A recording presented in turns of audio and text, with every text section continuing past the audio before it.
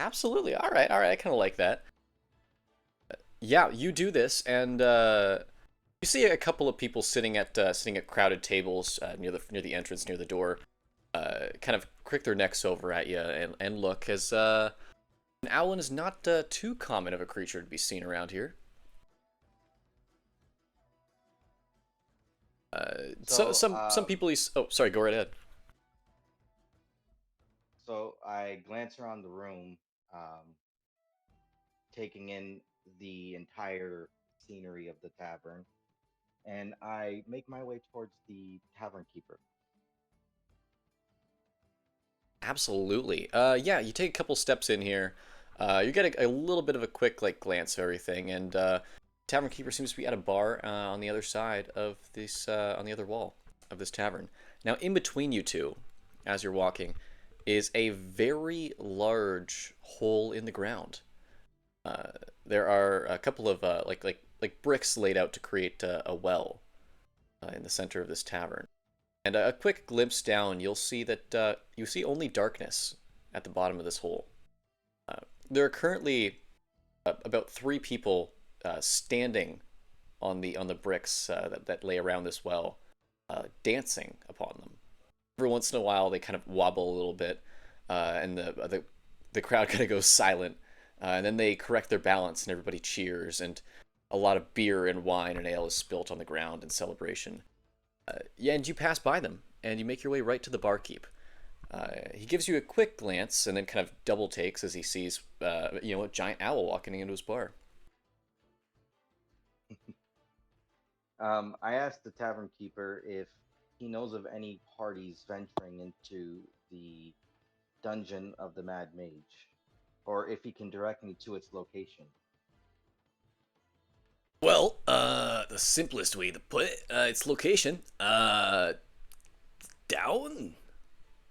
You take that hole, right, and then you just keep heading straight down, and there you are. As for parties searching to enter, when anyone gets drunk enough around here, they'll risk their luck. But there's a woman around here that was asking about adventurers brave enough to venture within this incredible opportunity. It was a lot of really fancy shit, but she was wearing some pretty nice clothes, some very elegant stuff. So there might be some gold behind it. She's sitting over there at that table. He points over to what seems to be the only table in this entire tavern that doesn't have every seat filled. There's one woman sitting at a chair, dressed, and he was right, in very elegant clothes, beautiful blue robes, and her posture is perfect. She seems to be just sitting and sipping a red wine. So I do turn my head a complete 180 without moving my body and look over at the maiden at the table, and I quirk an eyebrow, and I turn my head back around to the tavern keeper and I say, "Well, I'm not really interested in gold. I'm here from my university as an independent study, trying to learn more about the Mad Mage and his magical workings."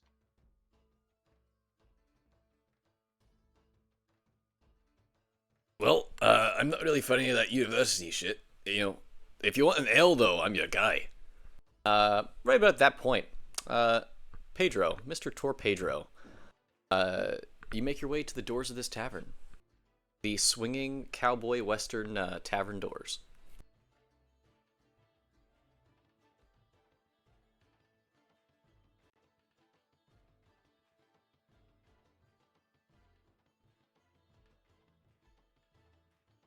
For Mr. Pedro, Pedro.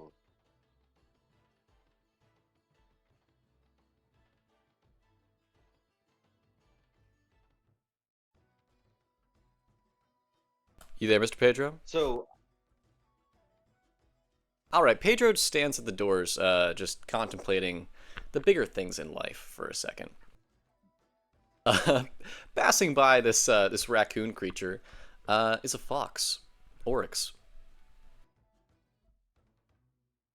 So as I pass by him, I'm gonna shake his hand and like, "Hi, I'm Oryx Moonbriar. Nice to meet you." And I just start walking through the bar, Just shaking everybody's hands.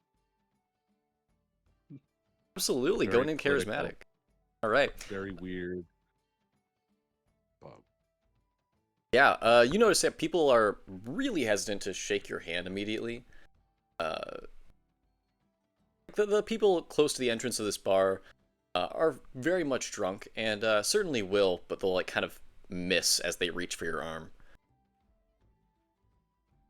Some others gotta seem a little bit more hmm, not as kind and welcoming to you as you've seen be of them. They're just you go to shake their hand and they just shake their head and look away or scoff.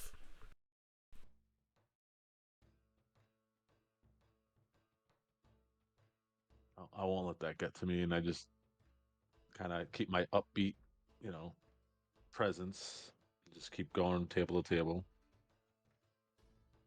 Absolutely, every table in this place seems to be filled except for one that only has one member who's sitting quietly sipping some wine, as well as an owl standing at the bar.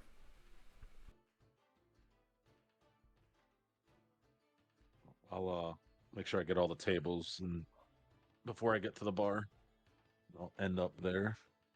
Uh, Actually, well, and what else is going on? Owlando, the bartender seems to kind of like look at you as you're asking him these questions about getting into the well here. He kind of like looks behind you and sees Oryx just shaking hands to everyone in the bar, and he says, "Is that one with you there?" I twist my head around and I look at the fox shaking everyone's hand, and Orlando responds with, "No, I don't know him." Huh. The Sorry, we just don't see a lot of the animal people, and two within a couple of minutes is quite a crazy coincidence. And at that exact point, Maze, Maz, Mr. Leonin, how do you want your name pronounced? It's Mahis. Mahis. Ah, I was not even close to right. I had two chances. Okay. Yeah, right at that moment, Mahis, you can walk through the door. So I walk in, just gently, just push the saloon doors apart. You know, not even just walk through them. Not even push them with my hands. Just walk through. I look inside, and I look over towards the fox person because it's like the only other predatory animal, predatory, beast around. So I head on over there because he looks kind of intimidating like me. And I walk up to him and I go, "What's up, man? What are you up to?"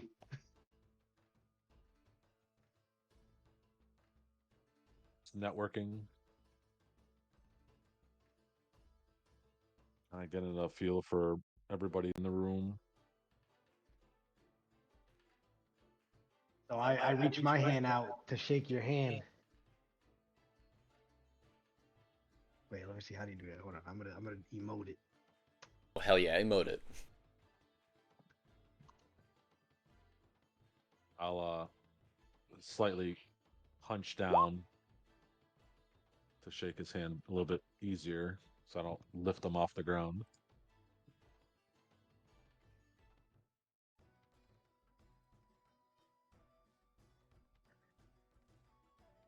So I shake your hand back and I say, "The name's Mahis of the Fireman." My name is Oryx Moonbriar. Pleasure to make your acquaintance. And then I ask, "What god do you worship?"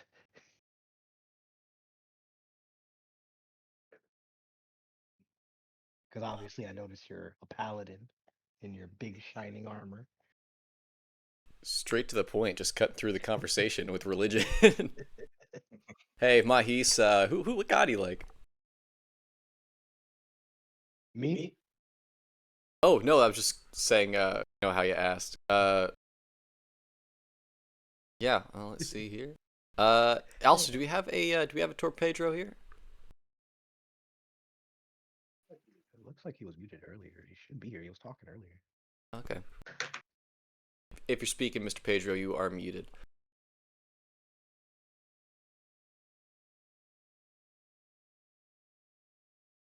Ah, That's all right. He'll notify us when he gets back. Oh, Mr. Oh, there he Pedro. goes. Hey, yeah, I can hear you guys now. Hello? Yep. Oh, Yep. yep. Yep. I'm just turning your volume up there. Yep, perfect. Okay, so I don't know what was going on, to be honest, because all I heard was music and whispers. No worries. Yeah. Well, let's see. Yeah, each kind of member made their way into the bar. Owlando first, followed by Oryx, and then Mahis. Owlando approached the bartender, asked a little bit about the well in the center of the yawning portal, and kind of how generally to get into the Mad Mage's mystical dungeon. Oryx came in like the charming guy he is, and just shook everybody's hand, made some great first impressions, and then Mahis entered as well. Pretty much immediately went over to Oryx to greet himself or introduce himself. And Mr. Torpedro, you can enter the bar at this time too if you'd like. All right, so Torpedo walks in and goes straight to the bar, orders himself a drink, and yells out of his top of his lungs and says, "Cheers, everybody! Let's go fuck some shit up. I mean, mess some stuff up. I'm sorry."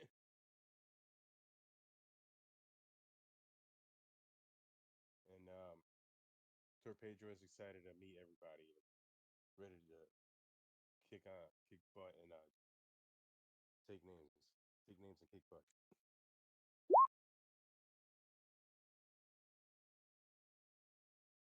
Absolutely. Beautiful. At about that time, the as the bartender sees the fourth one of you walk in the door, it's just a little bit dumbfounded. He feels like he's being swindled right now as you say you don't know each other. But he continues pouring drinks.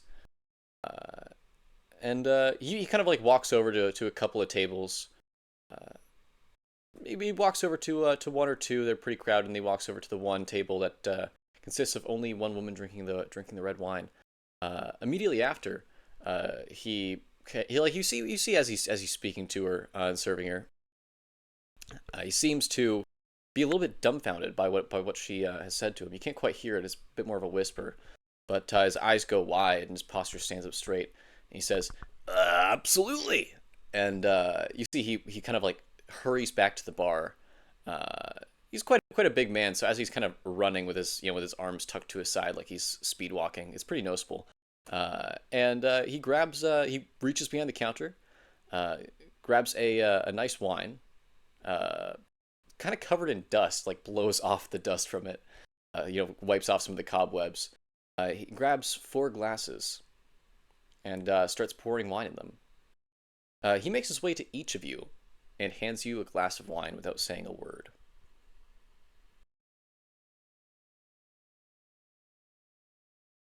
Smell it for poison. I'm gonna say, "What is this, poison?" And then I slap it off the hands. Oh. Ooh, sure thing. You slap it out of his hands, and you see the glass breaks on the floor, and the puddle of red wine like seeps quickly into the wood. And he kind of like almost like grows in stature a little bit. And he kind of like he takes he doesn't take any weapon out. You notice that he does have a sword on his back. It looks pretty old and worn. But he does kind of crack his knuckles and just glare into your eyes. I'm gonna take the glass and praise it, and like, a little poison never hurt anybody, and take a sip. And I'll just Uh, like smirk at him because alcohol is technically poison. you take a sip, and it tastes like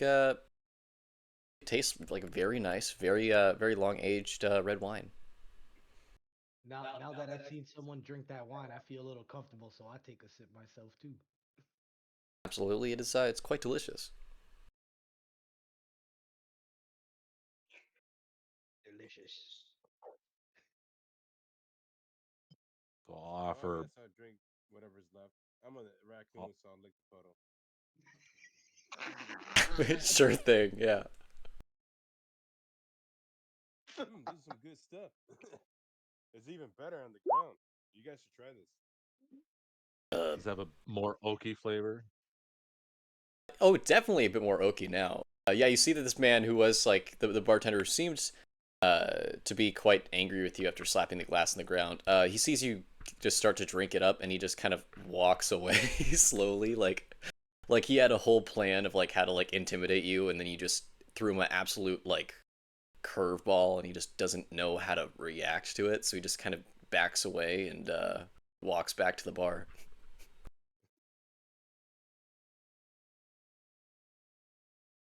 Cool beans. Orlando takes a sip and does the whole wine connoisseur with the swishing and gargling, and then he tilts his head back and swallows and says, "It's okay." Absolutely. Yeah, and about as you guys are, getting used to the environment, taking your time, getting a bit settled, and drinking some nice wine, or licking such said wine off the ground, you hear a bell ringing. The bell ringing very loudly, and the entire bar goes quiet. As the bartender that just handed you the wine speaks loudly, he says, "All right, we've got another one. Uh, Another one what? Jonathan, Jonathan Drahole." And the bar kind of cheers a little bit. It's like kind of scattered claps, but some of the drunker some of the drunker clientele is like hollering and waving their arms in the air. And a man, a quite handsome, a half elf man, kind of raises his fist to the crowd. He has a beautiful, it looks like a silver longsword on his back. Uh, and he does some like kind of like laps around the well in the center of the room. Running around, he kind of grabs an ale from someone holding it up and chugs it in about 10 seconds, and hands the glass back to him. The crowd's going a little bit crazier now. He's quite charismatic. Before he steps onto the bricks that create the well, and he grabs onto a rope that the bartender provides to him, kind of affixes it to a hook just above on the ceiling, and he says, "I will see all of you when I return." And he slides down the rope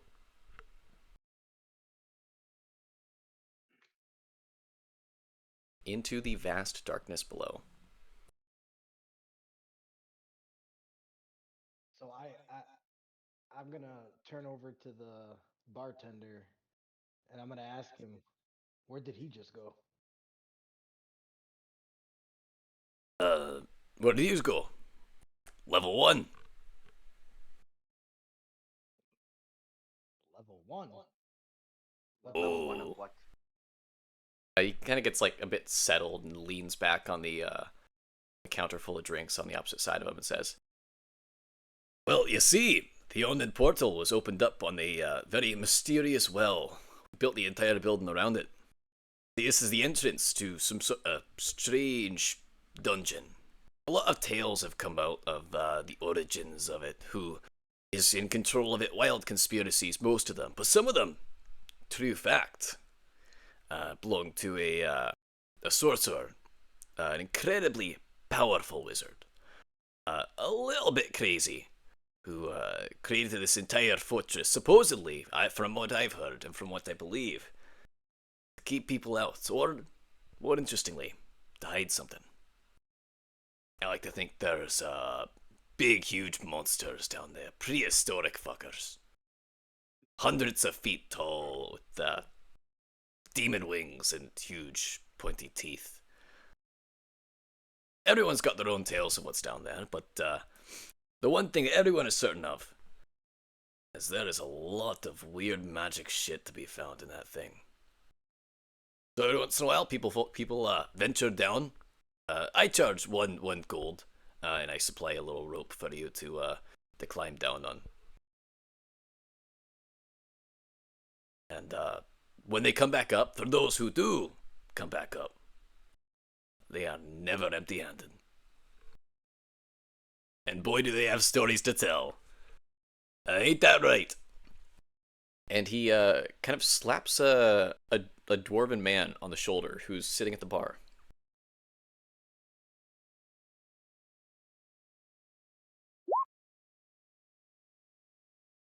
So what's your story, dwarf? What was that? Sorry. I said, what is your story, dwarf? The dwarf man kind of like looks up to you with a little bit of a scowl. He has a huge scar coming across from the center of his forehead down his past his right eye to his right cheek, and he says, "My story." He kind of like changes the way he's sitting and faces you a little bit more as his neck his face cannot turn around 180 degrees. He says, "I went down there about 30 years ago with some buddies of mine. I went down with 8, came out with 3. We never made it past the second level, but man, the things that are down there, things I've never seen up here, crazy. It's like a whole other world."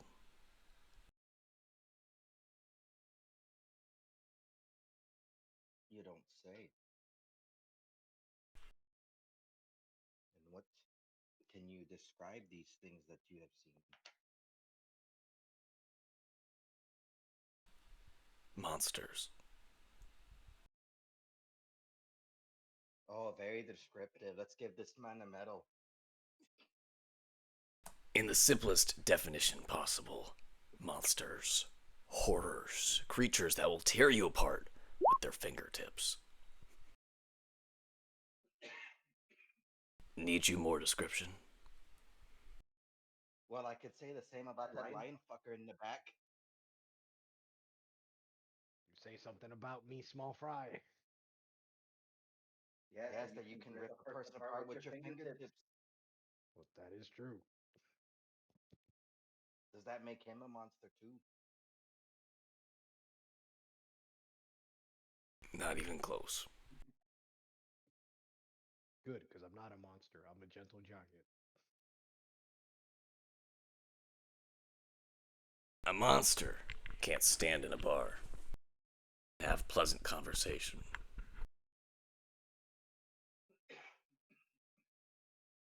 There you go. That's a better description.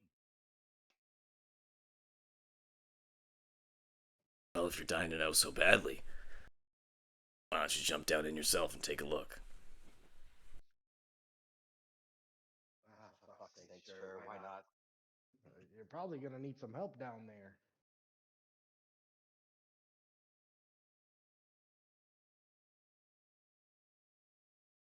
Who are you? My name is Mahis of the Fireman, a cleric. If you need healing, maybe some fire, I'm here by your side to help. Okay.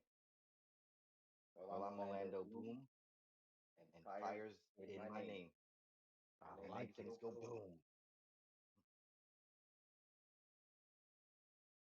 We can both make things go boom then.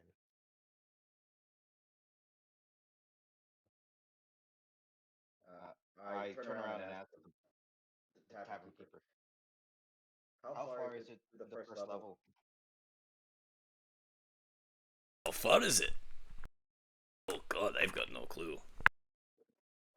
Well, how do you know how much rope you're giving to your customers? Uh, well, this is the rope, I guess, if you want to see it. And he drags this rope, kind of kind of like picks it up in a huge bunch in his arms, and it's like coming out of like a closet a little bit where he shoves it, and it is damn long. You still don't see the end. It's like still coming out of the closet. And as you ask, he begins to hook it up to its little mantle on the ceiling above the well.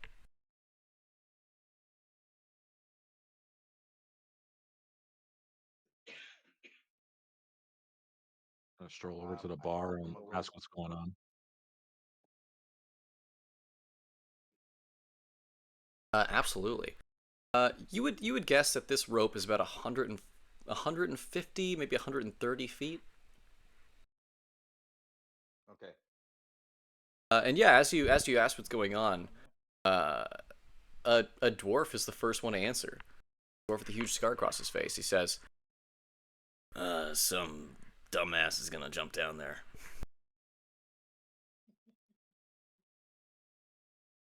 So I take it I'll you're have coming you with. know, sir, no student of Hogwash Academy is a dumbass.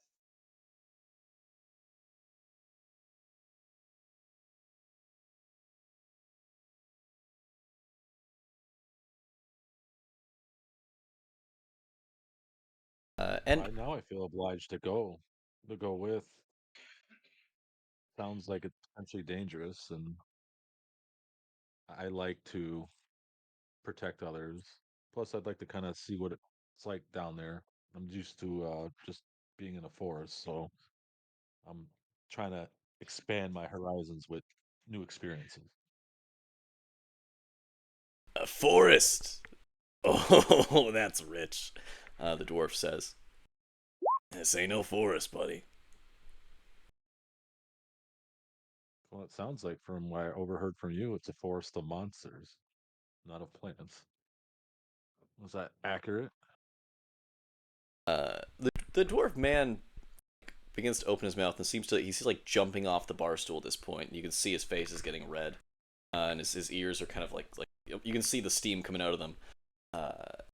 And before a hand lays on his shoulder, and he looks behind him and sees a tall woman wearing beautiful robes, very elegant looking, and she says, now, we wouldn't want to make a bad impression. After all, if this is how we treat visitors." And he seems charmed by her politeness. You can see him immediately change in his stature, and he says, sorry. Oh God, I'm sorry. That was really rude." And No apologies necessary. you see the woman say, "Now, do you mind if we have a word in private? Me and this traveling zoo?" Look around and kind of shrug because kind of right. And the dwarf man like nods quickly and walks away. And he even Oryx even hands you a beer before he leaves. Uh, and she says, "Now I hate to eavesdrop, but I believe you were saying something about venturing into the dungeon."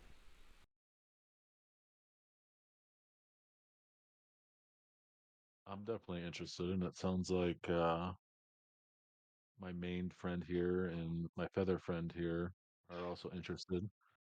I'll tap Torpedro on the shoulder just to get his attention and see if he's interested in what she has to say. But yeah, I like dark holes that usually there's nice trash on the bottom, so I'm always down for being a trash companion. Pedro's down. Let's go. Oh well, Well, I do have a bit of a proposition for you all. I mean, if you're already venturing down, uh, a small job. Okay. See, I'm a bit of a magical scholar. I have a boss that is a procurer of magical items, and from what I've heard, at the bottom of that well is quite a lot of magic items. Now, I'm sure you'll have your hands full. Of course, every once in a while you find something that you love, but also you find something that just isn't for you. Now, if you do find magical items, I would be absolutely happy to pay you handsomely for them if you bring them back.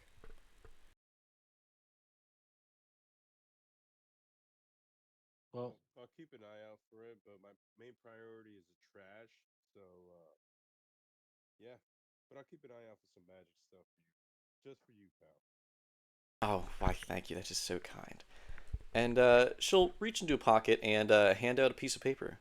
You know what? She'll hand it out to you, Pedro. It's a little table with pricing on it for common, uncommon, rare, and very rare magic items.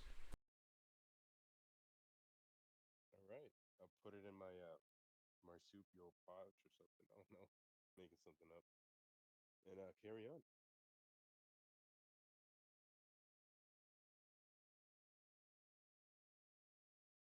Well, my manners. My name is Obaya. Well, Obaya, Osia, and I head towards the rope. She chuckles a little bit. doing this Uh, already.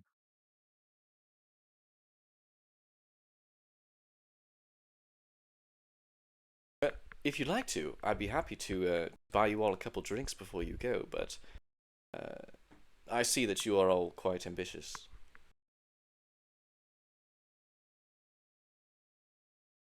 I say there's time for a drink. I think it's time to get this party started. I I'll take want my some drink to go magic then. items. I'm just gonna run to the bar and throw Durnan a gold coin and then say 2 shots to go. Oh my. Uh, yeah, he'll gladly give up 2 shot glasses for you guys. I'll run over to for Pedro, give him one as we're watching the lion and owl approach the opening. I'll propose a toast. The brave are always the first to die. And as I watch them, Yeah, I like that. Cheers.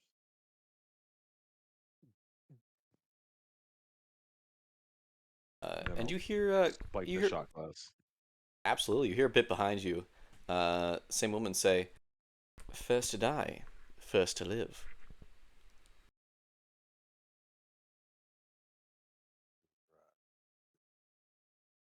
And she smiles. She seems to really like you guys. Have a great spirit. And yeah, the shot was okay. The shot glass tasted fantastic. Uh, Nice. and at this point, the Mr. Bartender's got the rope set up for you guys. It's all good to go.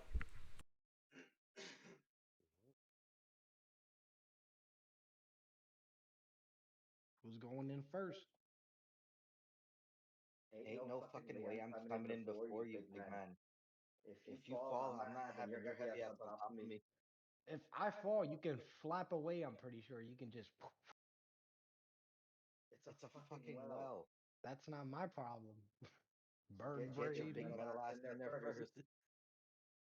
I say the raccoon goes in first. All right, fine. I'll go in. I don't care. I Th cannonball into the hole. Absolutely. Yeah, this well is about like uh, it's like 40 feet wide. What's your wingspan, bird brain? Listen here, catnip. You could probably just hover down. You're 3 feet tall, right? No, You're like 4 feet. yeah, 4'5". So your wingspan's probably yeah. There's plenty of wing space in there to fly down. Raccoon said he's going first. Yep. I'll go second. Beautiful. Yeah, you guys can head down your own orders there, or you can climb or fly down. It's very badass, and it doesn't take long to. We'll say it's a bit of a climb for those that are slowly dropping themselves down. But for Mister Orlando, if you'd like to just swoop down, would not take you that long. All right, yeah. I glide down. Absolutely. Uh, yeah, you kind of pass by everybody on the rope. You can give them little eyes as you as you pass by them. Uh, and yeah, I'll say you're able to land about about like a minute before everyone else is climbed down. Uh, now, Mr. Orlando, you're kind of first to get down. As your feet finally touch the ground, your vision in the dark is phenomenal. I think you have the best dark vision to it, everybody. Just because, I mean, owls just have like incredible vision. So, you can you can see quite well and make out some quite a bit of the detail amongst these walls and the rubble. And as you get down to this area, it looks quite different from the well, where the well was like you could see it was just kind of like random scattered cobblestone. It looked very almost quickly built.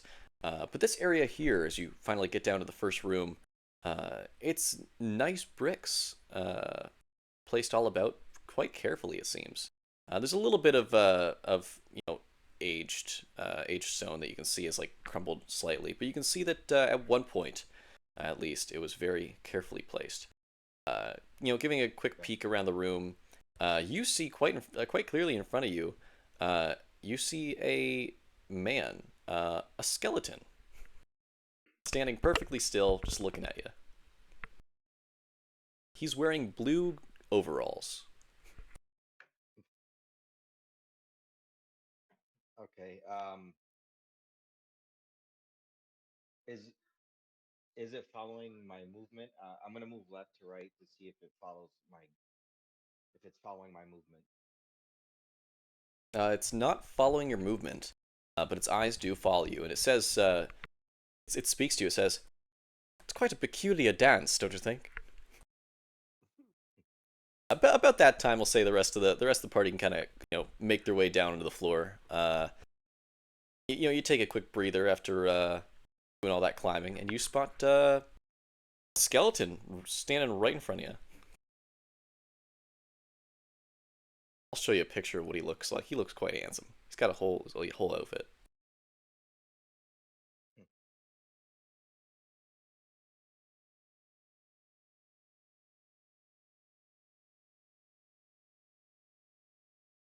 Gonna walk up to him, shake his hand, and say, "Hi, I'm Oryx Moonbriar." Oryx Moonbriar, great to meet you. I am Dr. Fema.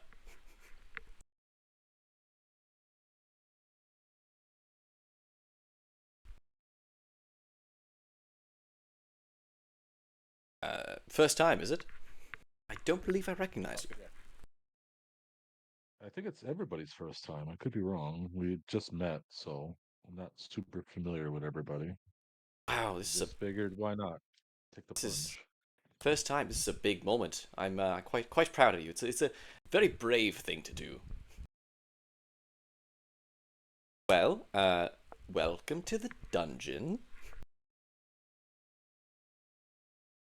I'm a bit of a tour guide, as it were. There's a patch on his overalls that says tour guide.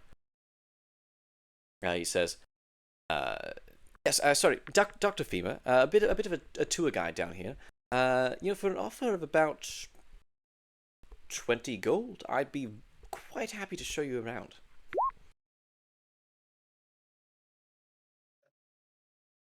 I say 20 gold. Aren't you a tour guide? A tour guide, not an indentured servant. What happens if we don't take a tour? Oh, you are absolutely free to not take a tour. What are the benefits of a tour? Well, you get to see all the sights, not die like him. And he kind of like points to the ground a bit further away in the darkness, where you see the body of a handsome half elf man with a silver sword that jumped into the well uh, about like 10 minutes before you guys. Can I go over? I want to investigate his body, see if I can figure out how he died. Absolutely, yeah. I'm gonna put you guys on the map here too. I just realized I haven't even got you on here yet.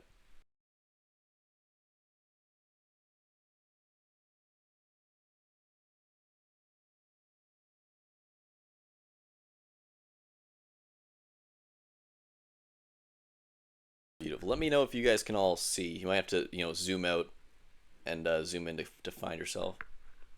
If you shift ping, it should force our viewpoint.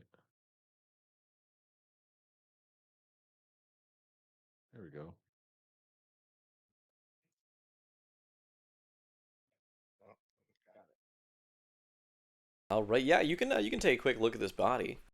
Uh, just immediately you can see that it's been kind of torn open at the neck.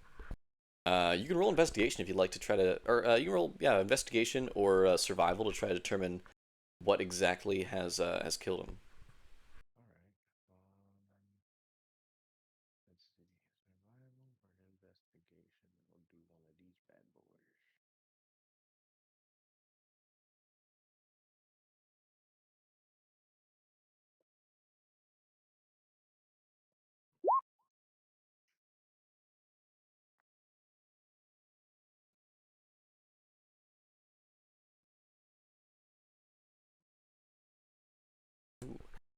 It doesn't seem clear. It could be like claws. It could be teeth, like fangs, but something sharp. It seems like. Okay.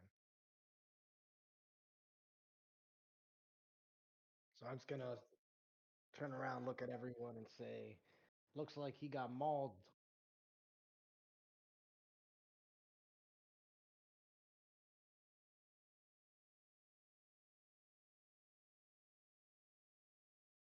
Sounds unfortunate. I don't know about these gentlemen, but unfortunately do not have 20 gold. It's a little bit steep for somebody just starting out. Yes, I That's what understand. I'm saying. Uh, tell you what. You're kind. You seem like nice people. I I could do it for 10. I could cover that.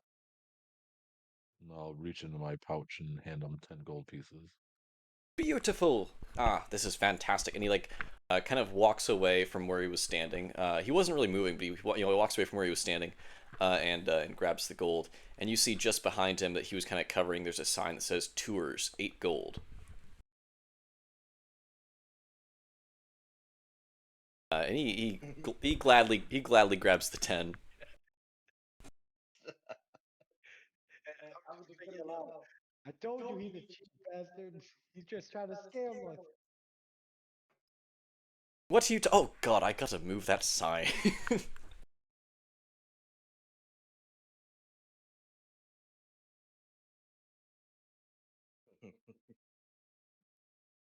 Well, fantastic. I say we get on our way. Uh, let's see. Well, over there, and he kind of like, let me see.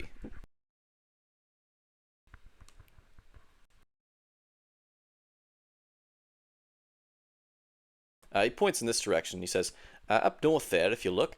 Don't go through that. There's like kind of like you can see like a bit of a hinge and a door that's kind of melded within the wall. He says, don't go through there. Jim is currently waiting to kill you. Hello, Jim. And you hear like a really faint like, hi, on the on the other side. Hi, Jim. I'm Oryx Moonbriar. Nice to meet you. Hi, Oryx. I'm Jim. I was gonna kill you. Maybe some other day. Kind fellow, if he just didn't kill people all the time, I'm sure he would just get along. Anyways, uh, let's continue down the tour. So you'd probably want to head down here. It's down south this way.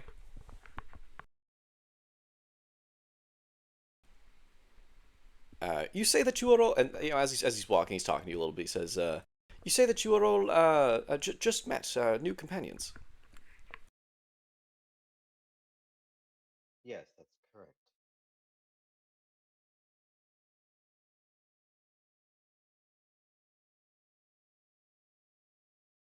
Well, you make fast friends. And he starts kind of whispering. He like keeps talking and he keeps walking the same. But he starts his voice quiets as he goes around this corner. And he says, "Ah, well, I might be a bit quiet here. Uh, some of the unsavory types tend to hang out about here. They took down that wonderful fellow. He's very nice, very charismatic. Just over here, and he Oh, kind of crouches down and then peeks over the corner, and he says, "Ah, bugbears. It looks like they're leaving now." And you guys can also kind of like peek over the corner if you like, and you do see a bugbear uh, in kind of past this hallway right here. And he slowly begins moving down the hallway. He says, all right, I think it's clear.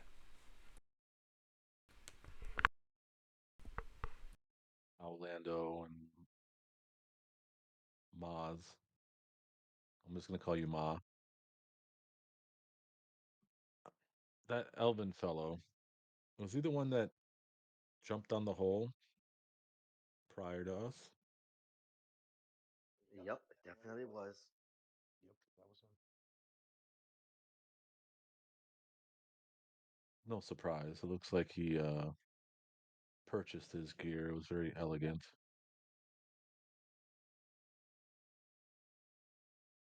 You see that Dr. Femur here kind of quickly scurries across the hall right after the bugbear leaves. He walks over to this wall that looks like a normal wall to pretty much all of you, and he knocks 3 times, and a door just emerges out of the stone. It's almost like if you've used like the like meld into stone and stuff like that. It looks like kind of like that, how the stone almost becomes like kind of a liquid and just reforms into a door. And he quickly opens it.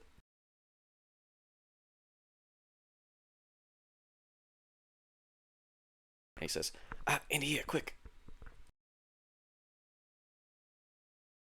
I'm gonna run back and ask Pedro if he's gonna be joining us. how do you move? Select so click on your token Okay. and you it's like Windows icons. You could just drag it across the grid. Or after you select it, you can use the arrows to move it around. Okay, there it goes. Move right now. Sweet. And then when you're trying to like measure movement, if you're clicking and holding and you right click, it'll bring up the arrow like you see my character. Okay. Okay, that's cool. Also, you can see like, okay, that is perfect. So You have each 30 what, five feet. feet? Yeah. So, Yep. There. Marv, come here, boy.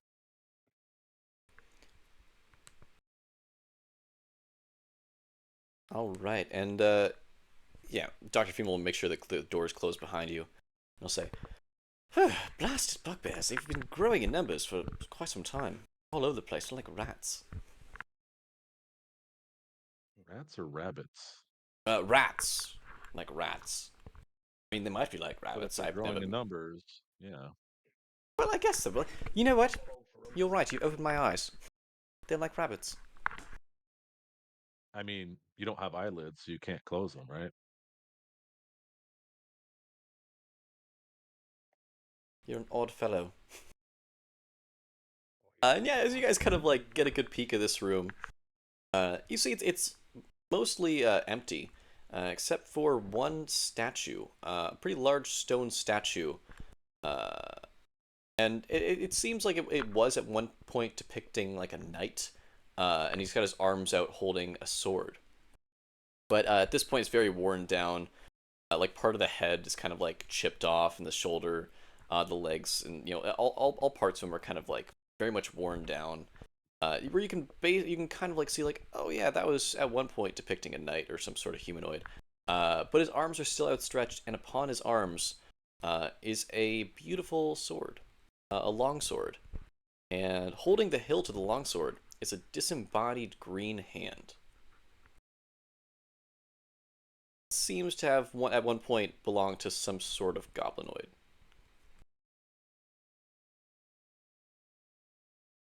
Marv, you want to go downstairs? Yeah. Uh, What's going on with that? Oh yes, so this is the weird sword goblin arm room. was renovated last in I have no idea. It's yeah, it's great for lounging around, looking at swords with goblin hands in them. I honestly don't know. It's just been there for a while now. I think the statue actually its arms were empty up until about 10 years ago, uh, and all of a sudden that just appeared with the hand on it and everything. Has anyone ever touched a hand? No, most people are grossed out by the disembodied hand. That's why the room smells so bad. I would assume no nose and all that. That's a mighty nice sword there, though. I'm surprised no one's tried to touch it. Well, Clearly, one person has. honestly, I haven't taken many people in here. It's only due to the bugbears that I've started using this room to show people around. But before that, I would completely skip this area. Didn't really think it relevant. It's definitely a Um, decent place to lay low. Orlando cast detect magic on the statue Oh, while absolutely. everyone else is talking to the skeleton. Yeah, you cast detect magic on this, and you certainly get. Hmm. First of all, you can like sense like the doors. There's like illusionary magic. That kind of like fills your nose as you take a whiff. But the sword itself does seem a little bit cursed. I will send it to you here.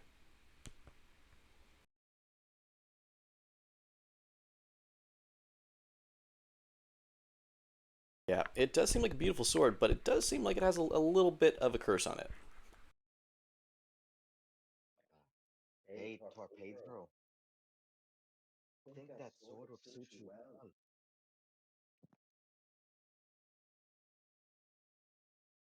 You should get it.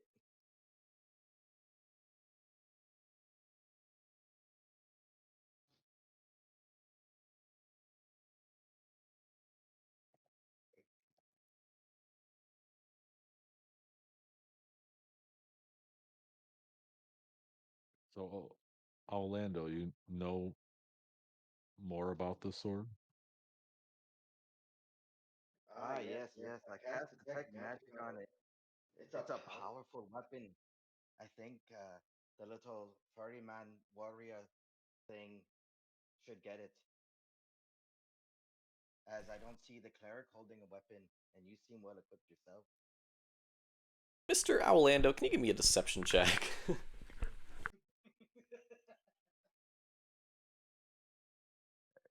Where is that?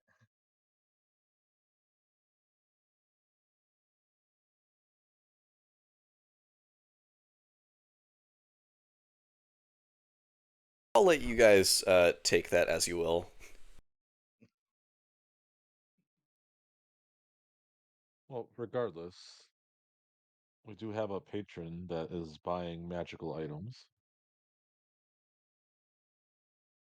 So I say to Orlando Bloom, I was like, "There's something you ain't telling us about that sword." Oh, fine, fine, fine. It may or may not be cursed. Mm. A little curse never hurt anyone, I guess. But that's up to the furry thing if he wants to take it.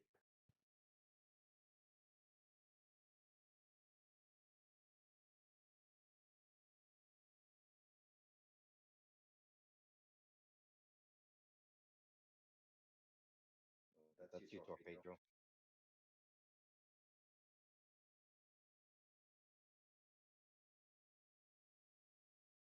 There's technically three furry things in this group. You say that, everyone looks at each other. And then I look at myself up and down and I go, "Oh, the trash one." Yeah, sure. Whatever the fuck that thing is. I've never seen one of those things before.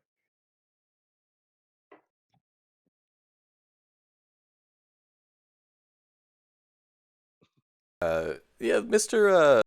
Femur here will say, well, if you'd like to grab it, be my guest. Otherwise, I'm going to open up this door if you'd like to exit. A sheath anywhere, or we literally have to carry around the sword? There is no sheath. Even the statue does not seem to have a sheath on its back. Could just stick it inside a goblin. It's the plan, anyways. Tis Yeah, a I think I'm plan. gonna grab it. Grab it, Torpedro. Grab the sword.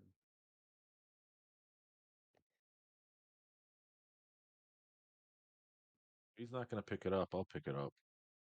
I am here for new experiences, and I've never been cursed before. I don't Well, have there's a anything. first time for everything. I thought Oryx. I was Oh, there talking, he is. but I had a mute. Oh, okay. Would you like to pick up the sword, Torpedo, before Oryx does? Yeah, I'll grab I'll it. lift him Where up. is it? Yeah, it's just in the statue's arms. Uh, and yeah, you can pick it up. Would you Roll that accept distinction. would you accept being lifted up by Oryx? Sure. Ah, all right. Yeah, you can give him a little boost, and he grabs the sword. And as soon as you grab this blade, you really like it, and you never want to let go of it. Here you go. It also begins to shed a dim light in a 10-foot radius as it glows. And yeah, essentially, you do not want to drop it, and it just you don't want to remove it from your hand at all. And if it does manage to be pried out of your hand, it instantly teleports back into it. That's actually kind of dope. I mean, it is kind of like a you can't lose your sword in any way, which is nice. But you can't take a fucking piss either. No, True. Absolutely. You grab the sword, it starts like glowing a little bit. scissor hands. Yeah, and Doctor Femur goes, "Oh, shiny, nice." Before he knocks once again, and this door forms a door handle and opens up. He says, "All right, there's a couple ways we can go here. There is a lot to explore in this place. Uh, Typically, I would head up through here. Are you just planning to go to the lower level, or are you thinking to, uh, just explore the area?" I think we're gonna explore. Ah, goody. Well, there are some fantastic places. You know what? I think it might be fun. Yes, why not? Let's head north. It is your choice, after all, but north I do find a bit less monsters. Of course, there's the whole vampire thing, but we'll deal with that bridge when we get to it, right? A bridge full of vampires, you say? That sounds deadly. Sounds like a Yes, trip. quite deadly vampires. Down south, you're looking for more of the bugbear goblins. I would So love to see a one-handed goblin. That's on my bucket list. goblins, absolutely. Well, then let's head southward. I will say, if I lead you into death, that just kind of happens. I will come back, of course, but I'm afraid your bones don't reanimate. And I imagine you're not afraid of vampires. Oh, not really, no. Nothing for them to munch on. I don't have a bone to pick with you. Ah, that is quite a good joke. When you die, what size is your collarbone there? Because mine's a little bit dented. I think we might be, you might be... Ah, no, it wouldn't quite fit. Never mind. That's very humorous. Ah, thank you, I try. Uh, what is each of your passive perceptions? I wonder who's got the highest here. 10. Passive perception 17. 13. All right, Mr. 17. I'm not going to hear the rest of them. Uh, all right. God, 17. You hear just southward of you, footsteps running away. Down this hallway. So I say, I hear footsteps running away from us. For all the talk of monsters, there's nothing scary down here.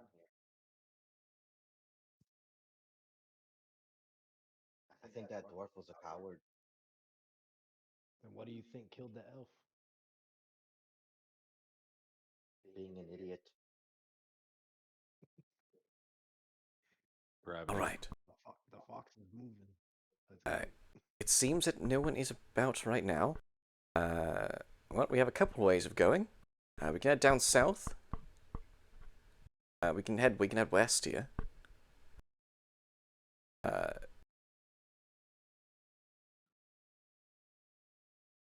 let's see.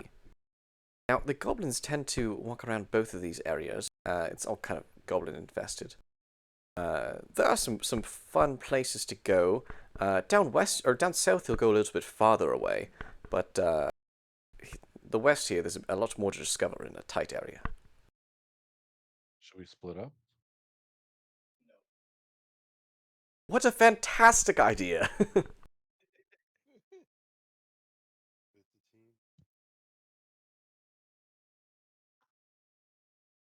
I think it is. We'll cover more ground that way. uh, well, whatever you need, It I is will true. be of assistance. I think we should take a moment and discuss what our specialties are before we actually encounter anything. That sounds like a phenomenal If there idea. is anything actually down here other than Jim. Jim is a force to be reckoned with. Jim is actually the Mad Mage, just hanging out by the entrance.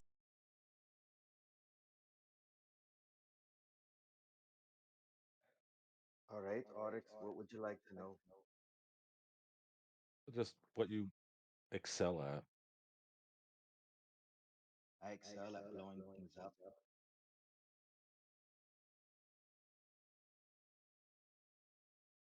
Okay, so slinging spells.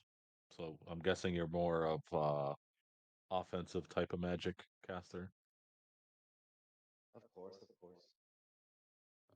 Burn them all to ashes. My answer to everything, I say.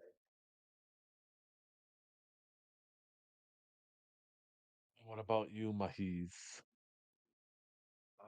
I am a light cleric, so I can do some light healing, and I specialize in fire. So healing and fire spells? Yes, sir. That'd be great for when we have to rest and we want a campfire. All right. I'm here Uh for you. Torpedro. I'm hoping you can swing that sword that's kind of stuck to you. What was it you said? What is your specialty?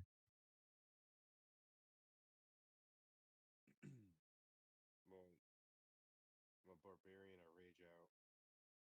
I sense danger. Primal knowledge. Giant's power. Giant's havoc. I have an Believe extra it when I attack. see it. That seems very odd. Odd skills of somebody your stature.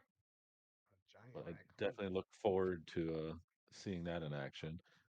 I specialize more in nature um, spells. I'm not very strong with it, but um, I'm pretty good, swinging a weapon. I'm a charmer too, so everybody's my friend. What can I say? Yeah, we kind of noticed that over at the bar, buddy.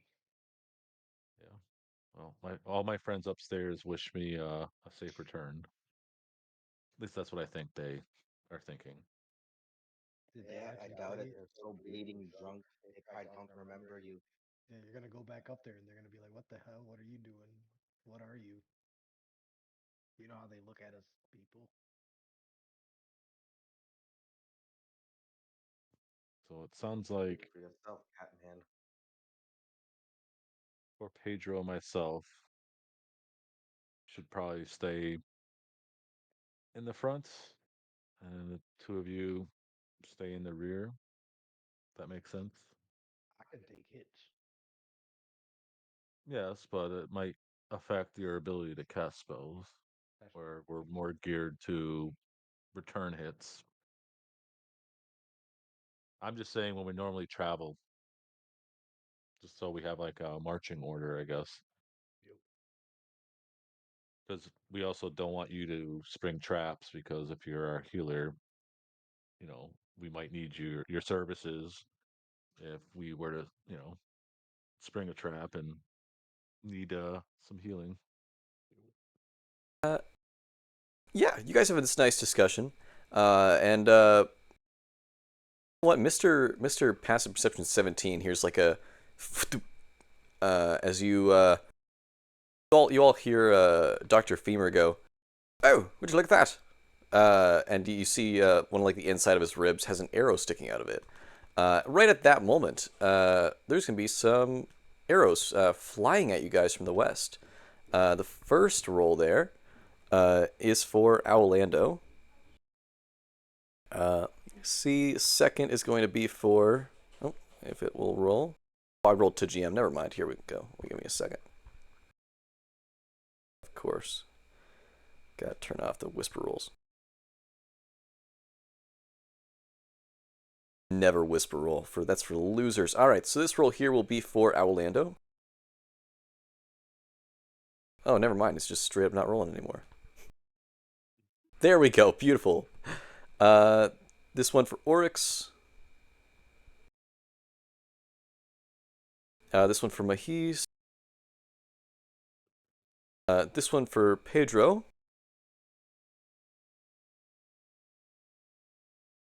It goes. So the 14 there for, or actually, they'll be attacking.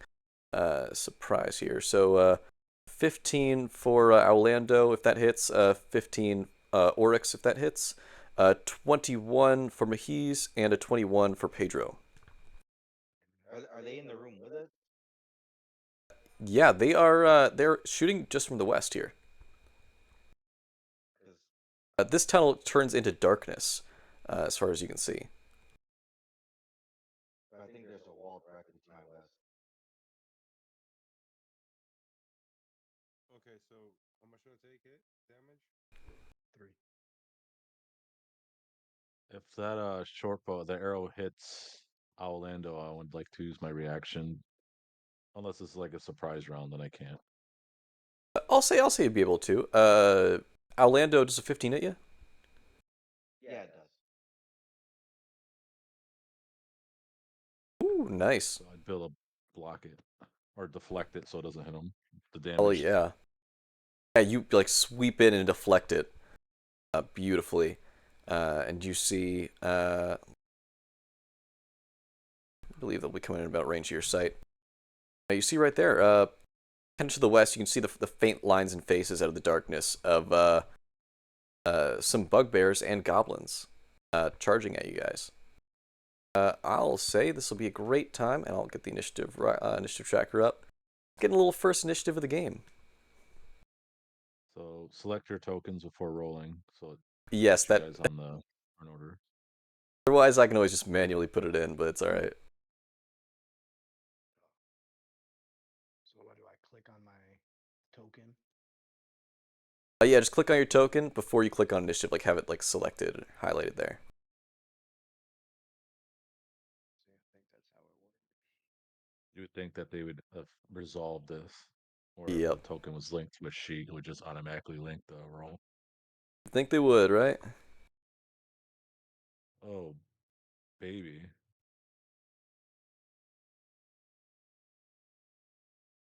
And from what I see, we're essentially surprised. I got a 3.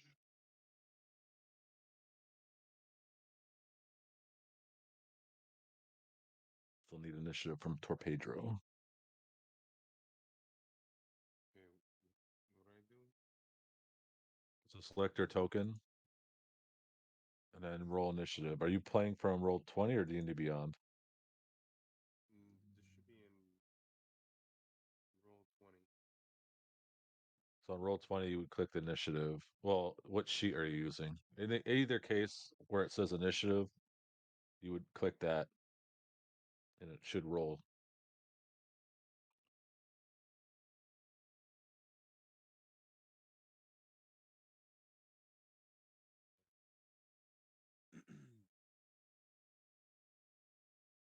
Yeah, if you always like to take some time and kind of give it a look later, because it can be a bit confusing. I think you got a +2 on initiative, so you can just roll a d20 if you like, or I can roll it here for you. Yeah, can you? Because I can't figure it out right now. Yeah, no worries. 6, and you have a +2 to your initiative, so you got a little 8 there. Super fast.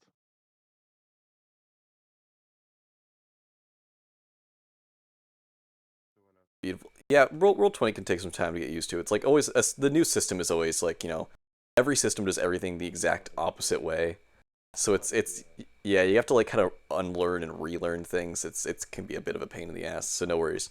If ever we come up to a little part two, like don't never be afraid to like ask questions about the system, because like nothing's a dumb question when it comes to it, because like Foundry is always different from Roll 20, is always different from Beyond. It's all a whole mess. All right. Looks like the Bugbears are feeling quite they're feeling in quite the frenzy here. They're really psyched to attack you guys. Oh, I figured it out. My bad. The Bugbears here are going to begin running up to you. Damn, they're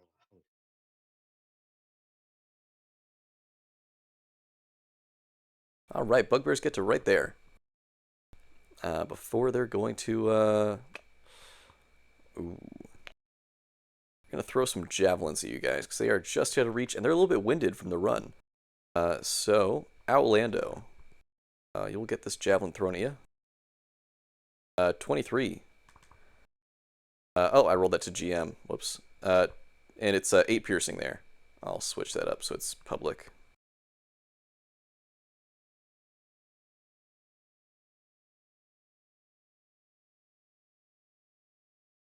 All right, and the next ranged javelin is actually going to be thrown towards the skeleton guy, because Dr. Femur, because they're not too bright. And it just kind of whiffs, right past him. He doesn't even flinch as it kind of brushes by. He's just kind of enjoying the sight, the show that's about to happen. That's going to be all for the Bugbears. Mr. Owlando. All right. Orlando's pretty pissed about that javelin thrown at him, so I'm gonna fly down here and I'm going to drop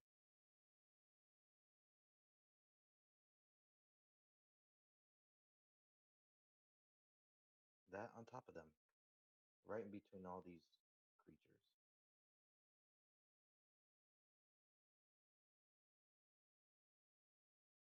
All right. Let me see. Beautiful.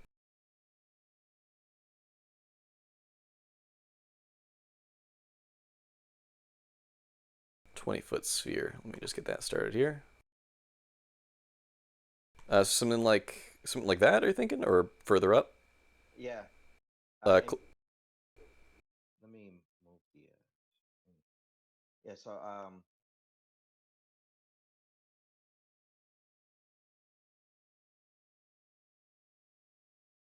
it's something like how you had it before. There's okay. Like I think I had it like here. Let me see. I had it like that before, right? like that. All right, I'll get that set up then.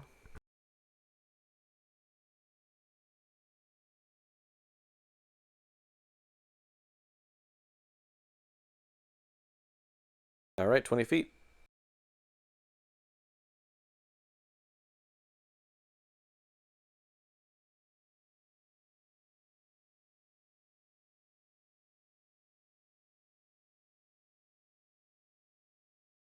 All right, perfect. There we go. Yeah, they're gonna make some deck saves are coming up. I almost said death saves, and I was like, not yet. Some dex saves. There's me the bugbears. Both failing horribly. Not very dexterous at all. And then some goblins are gonna make some rolls here.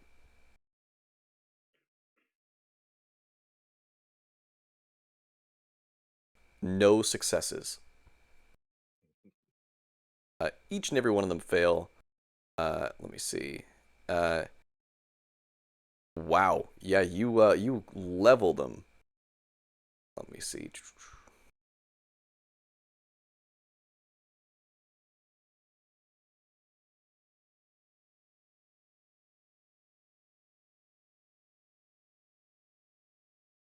Well, all you guys are smelling toasted goblin.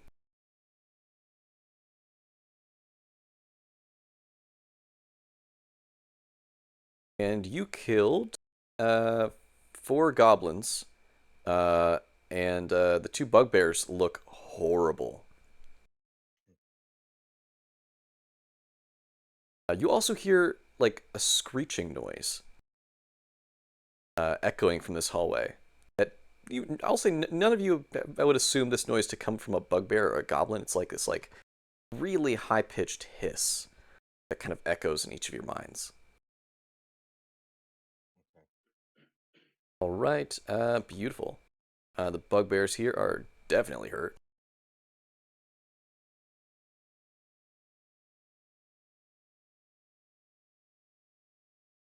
And not a single dex save success. That was horrible. Anything else for you, Orlando? Let's see. No.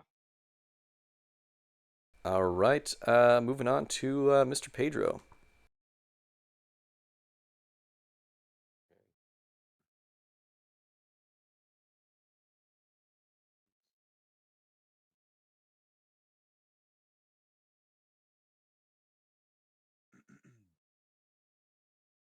So I move over to this is where Jim is, right? Over here. Orlando. Yeah, Yep. yeah. And then I'll rage out. Ooh, go for it.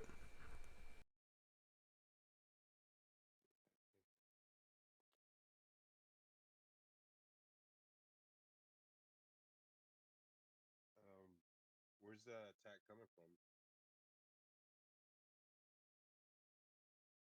So you have 2 enemies right in front of you.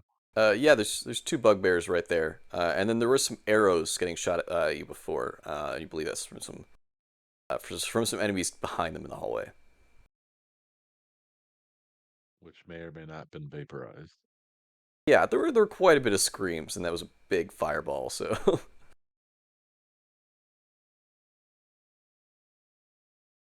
So I'll attack whoever's in front of me with I didn't save that sword in my thing. Is it just a plus it's one just, long sword essentially?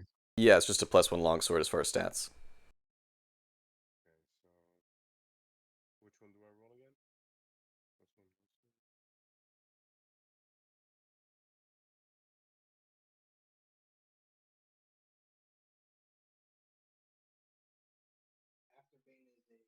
one. So I'll plop it into your. I'll see if I can get it into your thing here for you, and your beyond.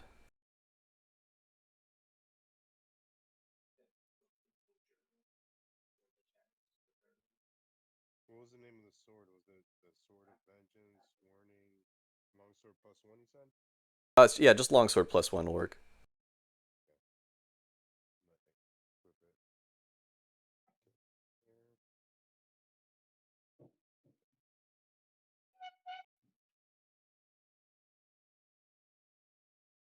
Here. Are you swinging one-handed or two-handed? Um,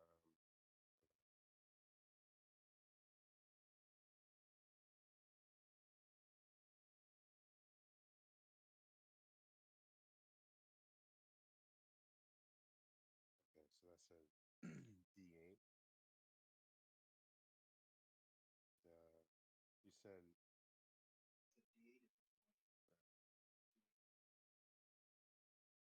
I got a 6 in the application plus 8.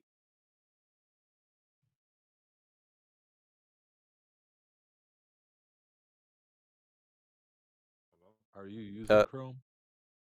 Should I use it on here?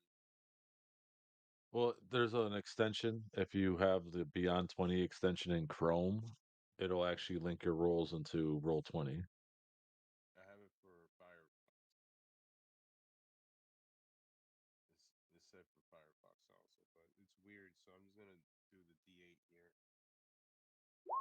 yeah, no worries. All right. That's the D8. Do you mind rolling a little D20 to see if you hit?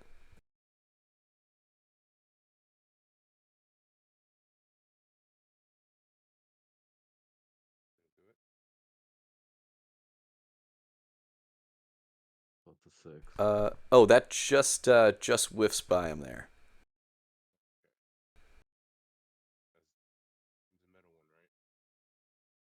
right? There are two, yeah. Is that second D20 for a second hit there? Yeah, because when he's raging, I believe he has 2 attacks. You have two attacks regardless, but yeah. Yeah. Let me see. That 12 also just swings past him. You love this sword so much, it's like hard to take your eyes off of it as you swing. Oh, I okay. wouldn't hit with his mods. Unfortunately, not. No, just misses by. They are quite well armored.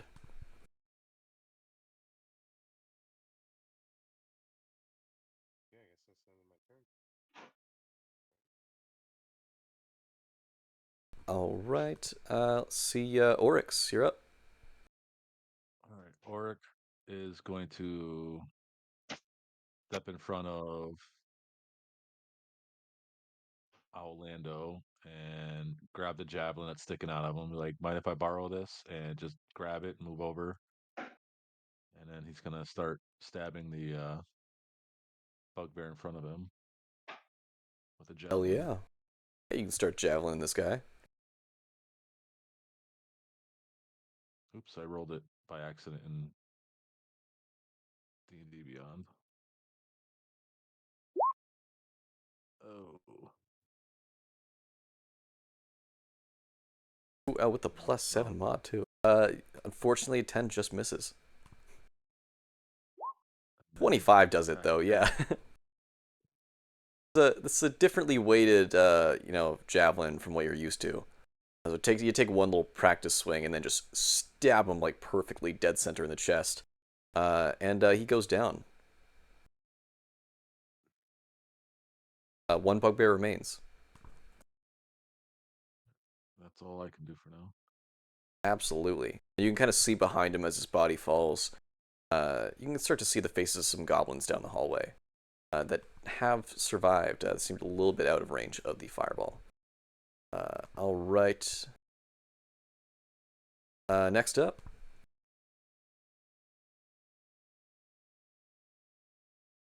Mahes, Mr. Lion Man.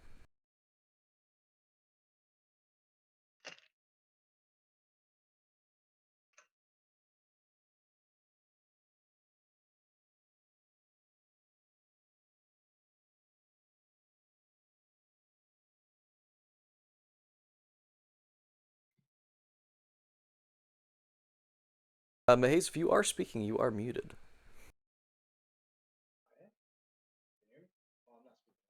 Yeah, I can hear you now. Yeah.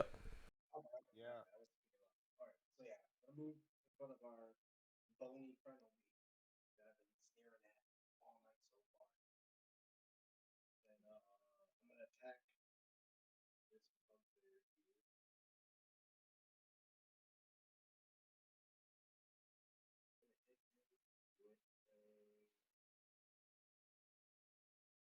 You're a bit quiet there. I could only hear the beginning of that there. You're attacking one of these bugbears, are you? Yeah, I'm gonna attack the bugbear, Hell the yeah. remaining bugbear. Uh, I'm gonna hit him with a Toll the Dead. Sounds good. And he's already damaged, so it does 2d10.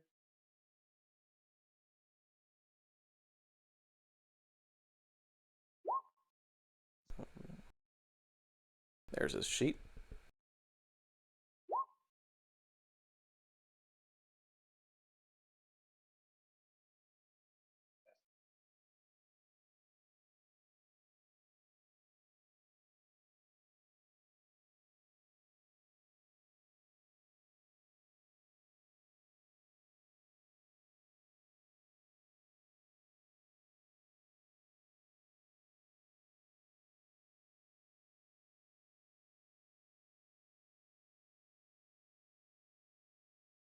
Oh, hello? Oh, there we go. Okay. Oh, big ouchie. Yeah, he's down.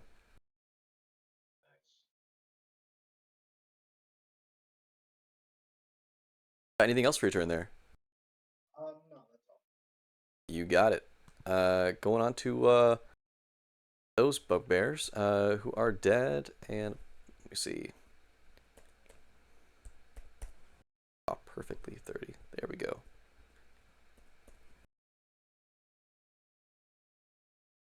All right, and now as well, let me see. We're also going to have a little bit of some add-ons.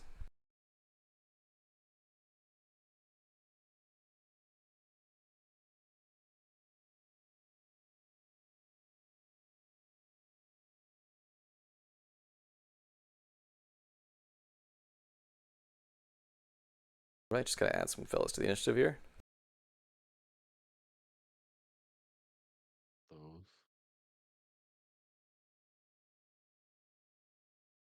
All right, and let me go right back. Beautiful. This is gonna be the bugbear turn. Mr. Owlando.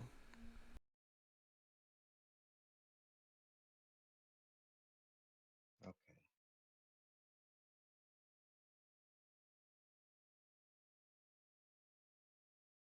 Perfect.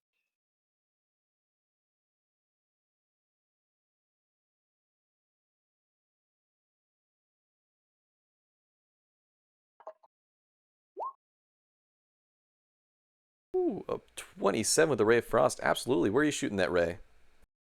Uh, Directly ahead, straight down this. This. Oh, let me ping him. Beautiful. This goblin.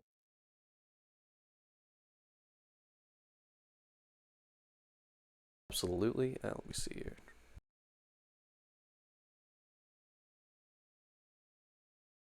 Right, so he's gonna, yep, gonna be, have a speed reduced, and he's gonna take that 1d8 there. And that's a, oh, you got a 10, 2d, oh yeah, 2d8, beautiful. Rex is gonna kind of Goblin motion him to drops. hide behind a wall or something, so he gets out of sight.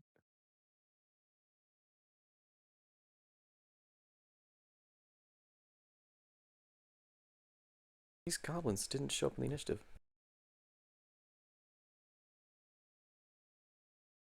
Just gonna add them in real quick. All right. There we go. Beautiful. All right, Owlando. Oh, they're gonna be up next. Uh, Fantastic. Anything else from you? Right. It's been a while since I played. So I step forward, 5 feet to do Ray of Frost. Can I move again, or You can, yeah, you can move as much as your speed is there. oh, okay, okay. Sorry. It's been a while since we played. No worries. I did this. I get the same kind of headspace. Yeah. Yeah. Sometimes stuff's like impossible to remember. Let me see. I'm gonna turn. Yeah, I'm gonna get out of line of sight around that corner. Absolutely. Yeah, you tuck away behind the corner there. Beautiful. And good timing to do it because it is some goblin turns now. Let's see how far these goblins can move.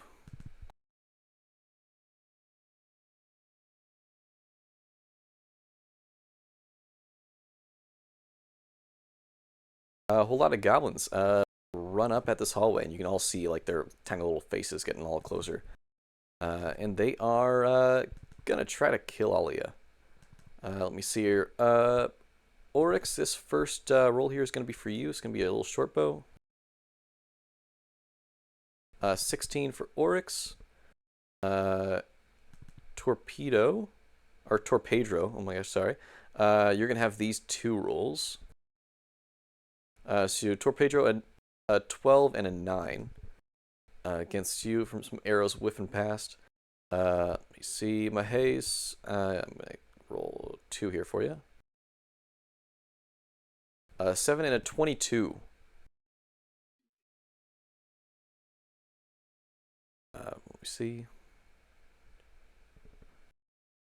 And that's gonna be all of the arrows coming at you guys. Beautiful. And Mr. Pedro.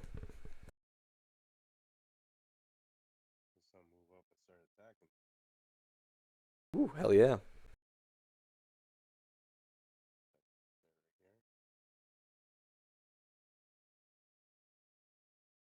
here.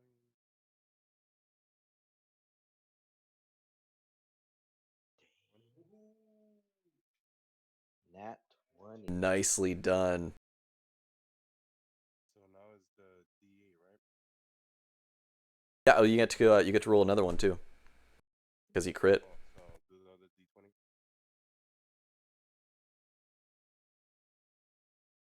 D20. So yeah, you can roll another. You can roll 2d8s there. D8s. Okay. All right.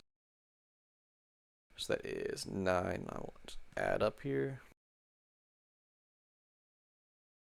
Full. Actually, that just takes down this. That takes down this goblin easy. Nice.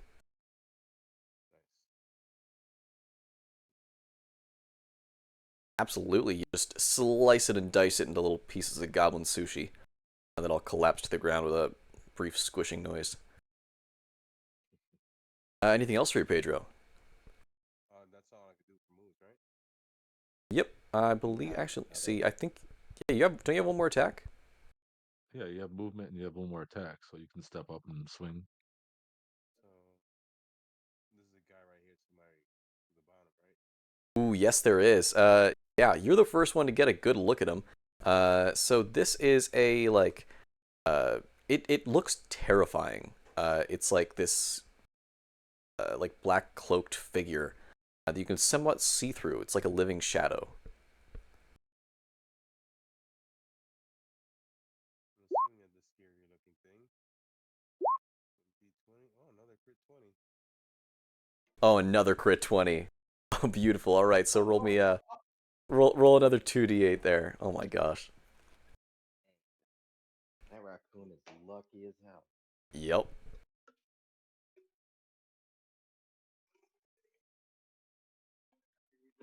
Two misses followed by 2 crits right after on the next turn. Let me see. All right. Perfect. And wonderful. And guess that's it for me, right?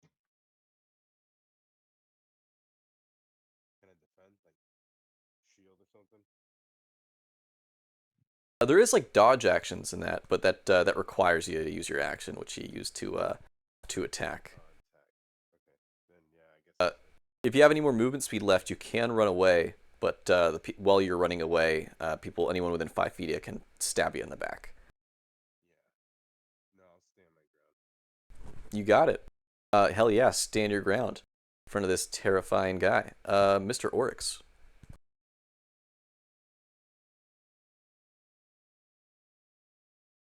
Be outdone. I'm gonna move over to here.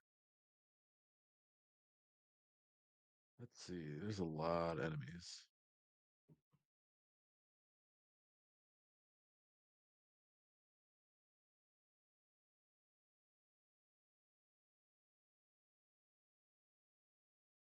I'll just start swinging. That's what I Actually, love to hear. I have the javelin still in my hand, so I'll start stabbing. Stab away. You're looking to stab the goblins or this shadowy weird figure? The goblin to my left. You got it. Poorly crafted. Oh, very poorly crafted. That does just miss by him. He does like the little, like the C in YMCA and dodges it. He does not dodge that. God damn, you guys and your crits today. It was a feint. I set him up. No, he like laughs and feels quite confident. He puts his like hands on his hips, and he's like giggling, and then he dies immediately as you drive it through his heart. And he falls to the ground. Um, Fantastic. Anything else for you? all I'm gonna do. That's it for now. You got it. Now these shadowy figures, like emerging from the walls here. One of them is going to look at Mr. Pedro. Let me see. You look at him like, "What's up?" and he looks at you. You have you seen Harry Potter, Prisoner of Azkaban, the Dementors? It's like that. Does a 23 hit?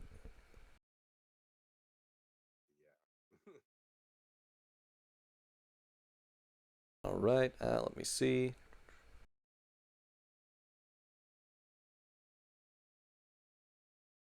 All right. You'll take 8 necrotic damage, and your strength score gets reduced by 1. I'm gonna intercept that Oh, totally. Yep. So for an you attack roll.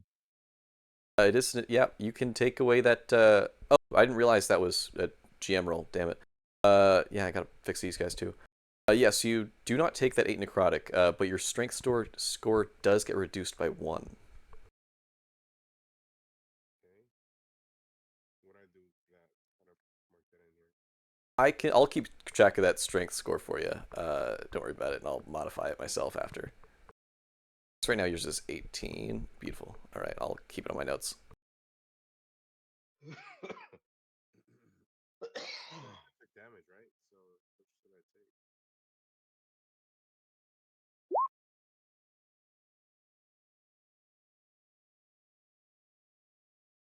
Right.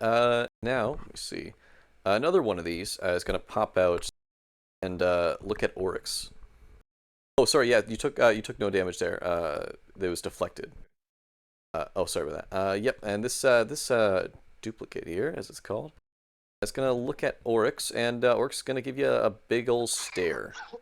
Let's see. Oh, let me change this.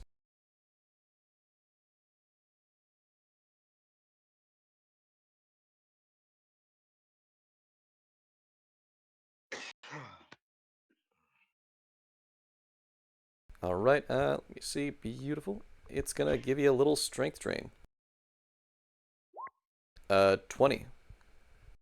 That just hit. That sucks. I Ooh. was thinking about using Shield of Faith on my turn. Ah, damn. That's gonna do 7 necrotic, and strength score is gonna get reduced by 3. So, how does that work with the Gauntlets of Ogre Power since it sets my strength to 19?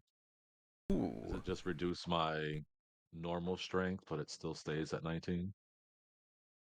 That's a great question. I honestly, it would not affect your gauntlets, which give you the strength. So yeah, I would say it would affect your original strength, but then it would just get reset to 19. So I'll just track it Damn, in my yeah, final nicely stat. done. Didn't even think about that. That's clever. Like, oh man, there goes all my plans to destroy your strength step by step. All right, that's One gonna of the things be in here that can kill me. it's gonna be the duplicate there. His turn. Just the 7 necrotic and don't worry about the strength there, and Mahaze. A bunch of goblins and dementors. I'll just battling your friends in this hallway.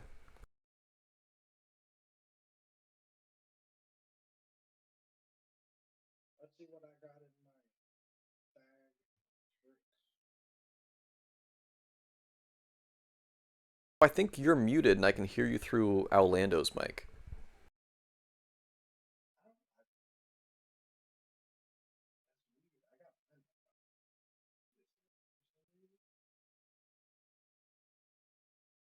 If you're speaking, I can't quite hear you. I hear like a little bit of a whisper. Let me mess with my volume though. I'll blast it. No one make loud noises or I'll go deaf.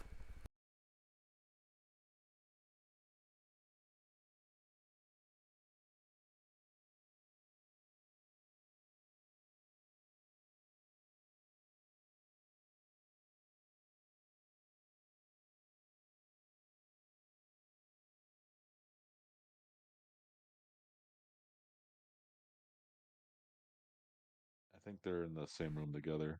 Yeah, I think that's why. Cause I was like, oh, I wonder why it's suddenly coming through so quiet. And I think because I saw like Orlando's thing was lighting up. Oh, I gotta step away. No worries. Mr. Mahays, Mr. Leonin, is your mic working now at all? Hello, hello. Oh, there's your beautiful voice. There you go. Now I can't hear you guys. Hello. Hello? Okay, that's weird. Can you hear me now? As long as you guys can hear me, that's cool with me. You guys are coming out of my. See, it's weird because I got my headset on, but now you guys, I can hear you guys through my computer. I'll figure that out later. As long as you can hear me. We can hear you. Wait, all right, so I am gonna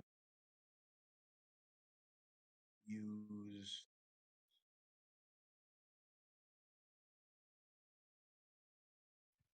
mm, I'm gonna use a scorching ray.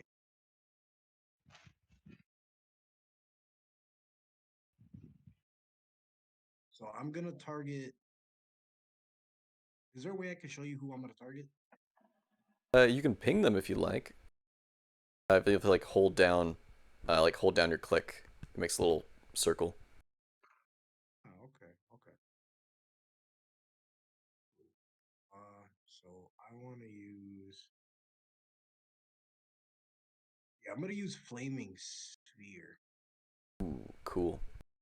second level. I want to use it like right here. Okay, yeah, it's a 5 foot sphere, I believe, so it should yeah hit everyone in that little cube. That's that bad.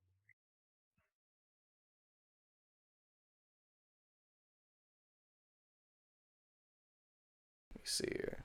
Yep, you can hit those four there, and they will all make some deck saves.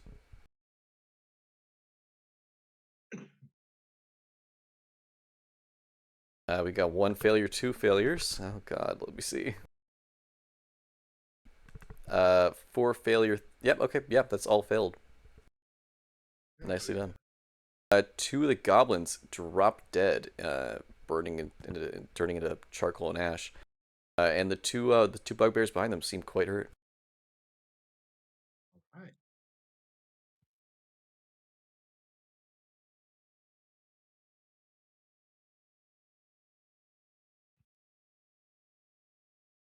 All right, well we head into the top of the initiative here. So do you guys want to take a little quick 5 minute break? Stretch your legs, grab some snacks. We'll come back in and finish off this initiative. All right, sounds good. All right, so meet back in 5 minutes. All right, sounds good. Here, I don't know what happened, bro. My mic was working just fine until now.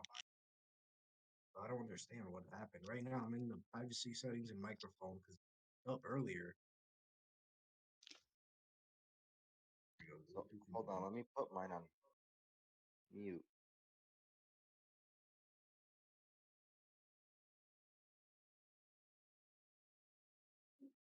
Can you hear me? See, Yep. so but now I can't. The issue is, um, I can't uh hear anything out of my headset now. Well, earlier I could.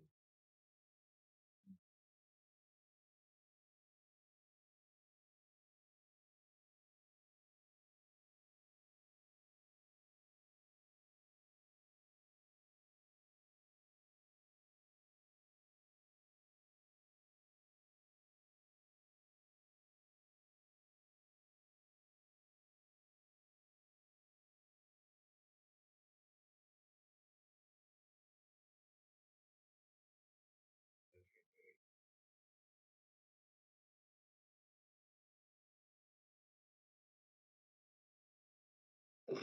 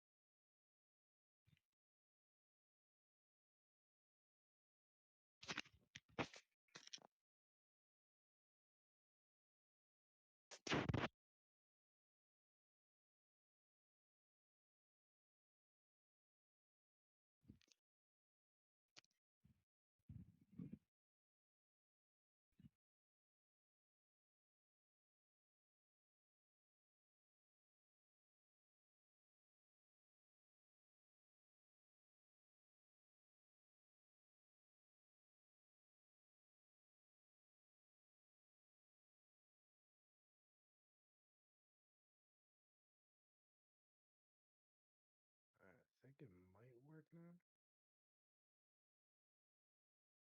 Hear you. Oh, there we go. I can hear you now. Well, great. Perfect. All right. Any questions on how things work? Want to go over Uh, that? Pretty good.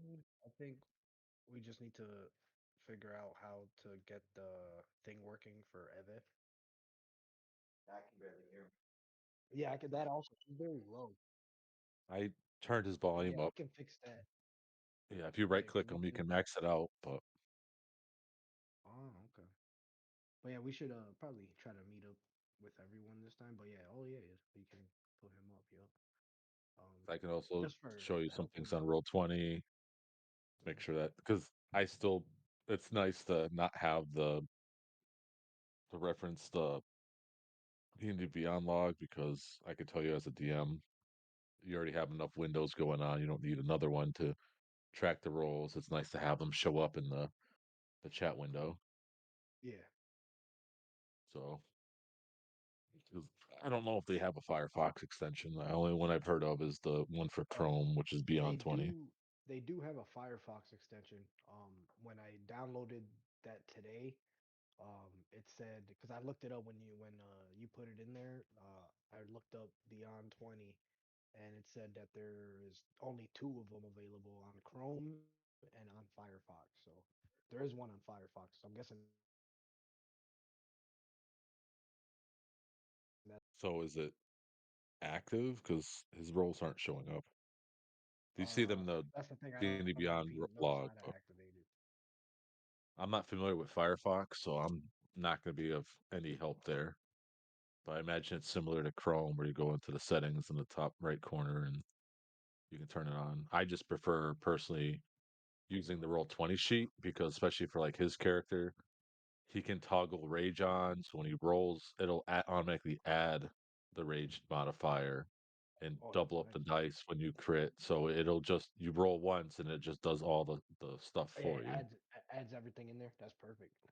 Because it's But like I I have, mean, I like it so far. It's made it a lot easier. I mean, the only thing that I have to like do for myself is like Toll the Dead whenever I have to do a D10. But yeah, you saw how I did. I did it right there. I just did my D10 right on there. Added my two D10, hit roll, and it transferred it over. yeah, there's a way to fix it. I know the roll 20 Toll of Dead is bugged where it doesn't roll the damage. Hmm. Was there an But I issue just, with like an echo? you start off a little bit with an echo, Jim, but I try to mute myself because me and Jim were sitting right next to each other, but I try to mute myself whenever he tries to, whenever I'm not talking, so that where there's not picking like too much of an echo between me and him. if we do decide to meet up for the next game, I'll bring the boom mic to see if that helps with some of the stuff where we just turn our, or maybe bring our own headsets, but we use the mic in the middle of the room to speak. I'm just like not concerned, but I don't know. It's probably a little annoying for Nick, trying to figure out our voices. to the characters. Had just got back to my laptop and heard that. Yeah, I mean, it's honestly no problem. I've got a little like the way I have my recording software too, my like for OBS, I have everyone's like picture up and it glows whenever you speak. Uh, so yeah, so it helps me out because I have like a lot of different campaigns going at the same time. So yeah, voices can be a bit tough, but that like with that software, I'm like it's like way easier. So yeah, don't worry about that. Oh, dope. Awesome. Got a little glowing lion whenever you talk. So I like the way that sounds. Little glowing lion. I'm a little see, glowing I'll kitty cat. I'll I'm post it so you glowing. guys can see it. I also love I like doing that too because then if you guys ever miss a session, you can like go back and like watch bits and pieces of the last one if you'd prefer. I know I have a lot of One will do. yeah, I have a lot of people that listen to sessions like at work and everything throughout the day. All right. Well, we can get right back into some ass kicking if you guys are all ready to go. Hell yeah. Hopefully, it's their asses, not ours. Hopefully, hopefully, we'll see. Roll a d2 and that'll determine the entire outcome of the fight. Flip a coin. All right. Well, the bugbears are quite angry. They're a little bit singed. They were just on the outskirts of that fire there, so they are really not happy. Oh, a 2. Yeah, you guys lose. All right. Let me see what they're gonna do. Well, the hallway here is pretty cluttered up. So I think they're gonna try to. Well, one of them is gonna take a step to Oryx here. He's wide open, and is gonna try to hit you with a Morning Star, Oryx. 21 Yeah. for 14 piercing. That was That's a surprisingly good roll from him. stretch. One more is going to. He's gonna try to throw a javelin over the chaos and try to hit the big lion.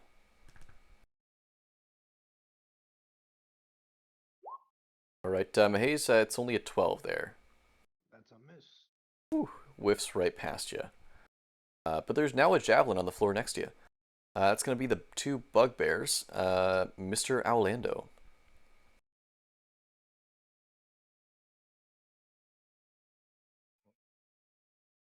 Step out, see the mentor, and I shout, Expectro Patronum.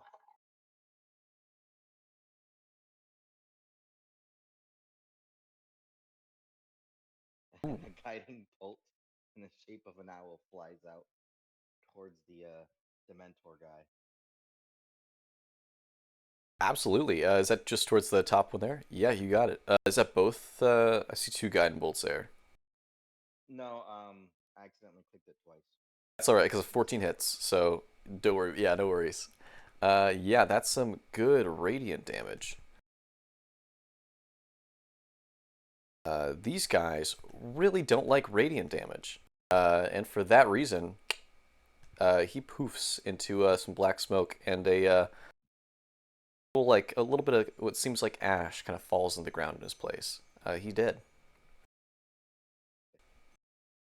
And I'll step back into my hideout. Beautiful, nicely done. Anything else for you? That's all. You got it. All right, it's goblin time, people. Let me see. Well, there's a goblin beside our brave, fantastic Mr. Fox. Actually, you know what? He's gonna try to take a step, and seeing as there's a little bit of a smaller raccoon, he's gonna go for the more size appropriate thing. So for our raccoon buddy, he's gonna slice one with a scimitar. Miss. Oh, all right. Whiffs right past. And that is that the last? That's the last goblin. Good job. Pedro, you're up.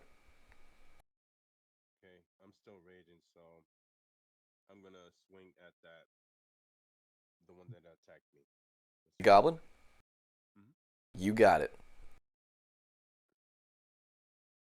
Okay. Is that 14 plus. Yeah, that hits. all right? Sweet. So 2d8s.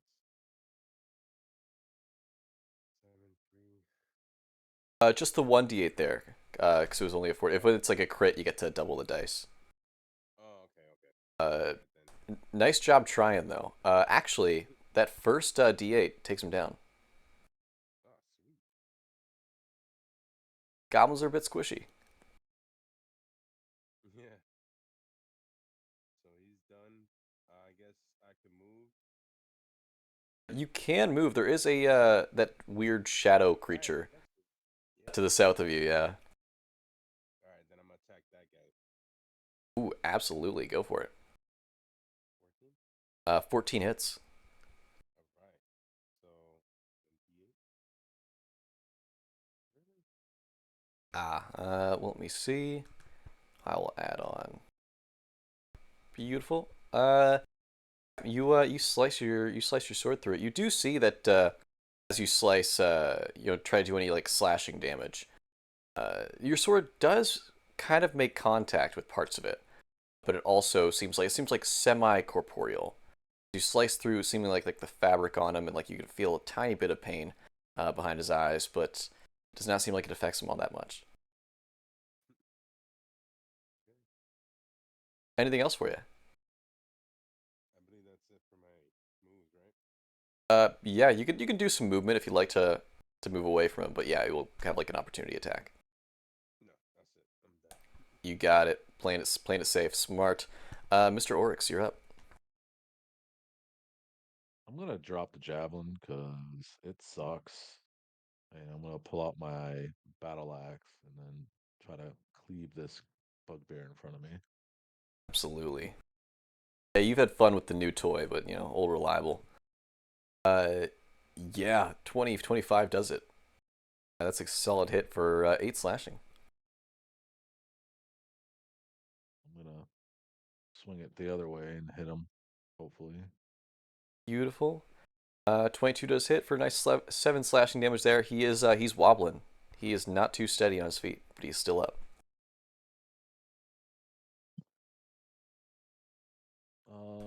That'll be it. You got it. We're gonna move on to the duplicates here. This one is going to look towards the. Ooh, I'd say, you know what? You grabbed his attention when you dropped the when you made some noise, dropping the spear or the javelin. So this duplicate is gonna go for you, Oryx. He's gonna do a little bit of a soul suck. 19. That's a miss. I was like, oh, I can't remember if it's like 20. Yep, damn it. Beautiful. He tries to suck your soul, and you're like, ha, joke's on you. I don't have one. I mean, I am a You are ginger. a ginger. I was just about to say, you have red hair. You are technically a ginger, so you are immune to the soul suck. You Let me can't see. suck me till you take me to dinner. Absolutely true. Oh, there we go. And that's gonna be the duplicate. Mahis.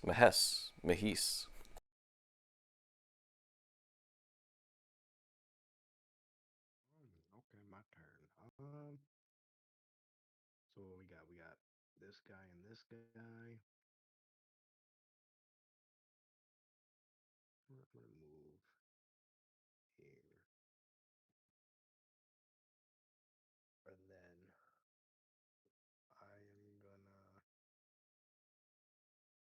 go for this Dementor. Nice. I shall throw. Let's give it a try. Do a Sacred Flame. Deck save 16. Ooh, BEA, beautiful. Let me see right here.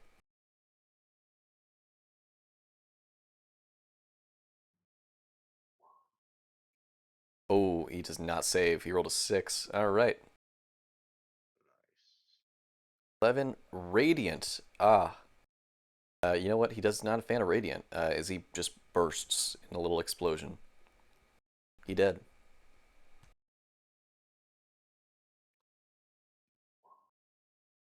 The Dementors are all gone, it seems.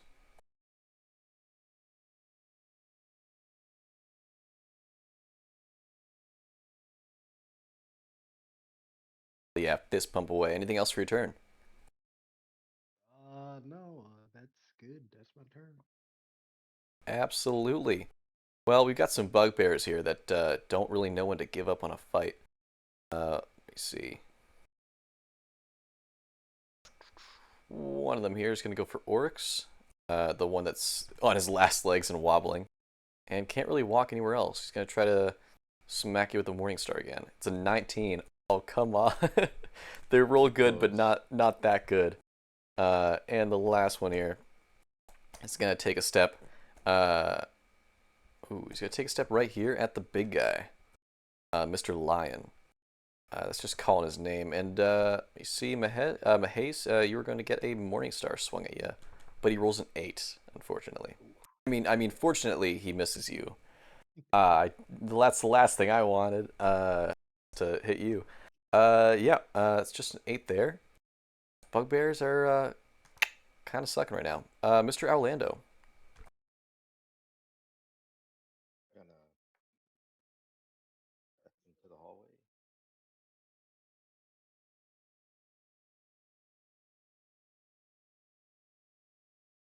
And it's just these two bugbears, Ralph. Oh yeah.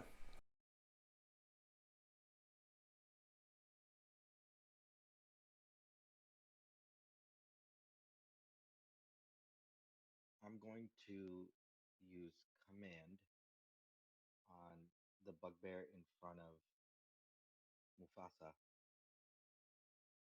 and tell it to grovel. Ooh, all right, let me see. Ooh, no, command doesn't say humanoid. Command says creature. So yeah, you absolutely can. He's gonna make a wisdom save. I was thinking of hold person for some reason. 11. He fails, and he drops to the ground. And I say, "He's all yours, boys."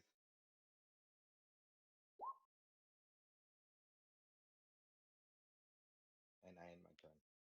Little the king. Absolutely. Beautiful, Mr. Pedro. All right. That thing is dead, right? So let's go after that bugbear. Here, Beautiful. attack this. Oh, there was a dude right there. Oh yeah, are you hitting the one beside Mufasa as he's been deemed? The one to the north there? Yeah, that's the guy I wanted to hit. Oh yeah, no worries. You can hit the you can hit that fella. Ooh, a Oh no. 5 plus. Yeah, it unfortunately does not make it. Doesn't he have advantage for it being a prone target? Oh, totally does. Yeah, you can roll another d20 there. And let me. Ooh, still unfortunately a bit better as you kind of correct your swing at the last second, but does still ding off of his armor. Do it again. I go again, right? Yeah, absolutely. And you have advantage on this one too, so you can roll. You can roll one more d20 there. You can do better. I'm waiting for another I crit. believe in you. That does it. Yeah, right. Boot. Oh yeah. The last that you just start pelting this thing, and suddenly its armor gives. Roll me some damage. All right. Oh, I was gonna ask, like, it says I gain advantage on STR checks for saving throws, and it says like +2 melee damage with STR. Is that sword an STR weapon? That's what you're using Uh, when you're raging. yeah. You're using strength as your ability when you're using your sword there. Okay, so does that count for +2 or no? Oh well, that's for like strength checks. So like if I asked you to do like athletics to carry something big or something like that, if you're raging, that would be a strength check. But it's a strength weapon. You can reckless if you like. Reckless attacking is like you gain advantage because you're just attacking without using any defense. But then any attacks against you after that turn until the next one have advantage against you. So it's like you get advantage, but so do your enemies. Oh, okay. I think Uh, he also mentioned the rage damage when he's raging. yeah, Yeah, You do get a little Nice. bonus. Love barbarians. It's my bread and butter. So let's do that.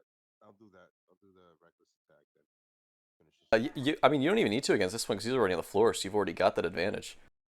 Uh, I mean, hell yeah, even so, if you just want to like close your eyes and bash this thing into oblivion. Alright, Beautiful. alright. Absolutely. I'll take his damage off here, and we'll move on to Oryx.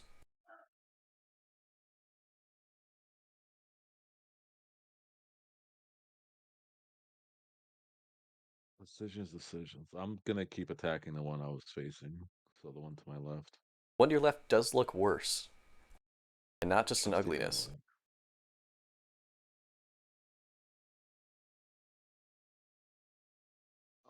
Ooh, 8 won't do it. Got blood in my eye. What? Followed by a nat 20. Followed by an, and he just obliterates into he is a blood soup and bone broth.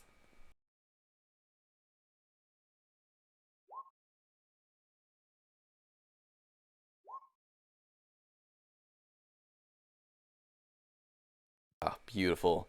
And oh, Mahis, can you take care of this bugbear? There's one last on the field. I shall try.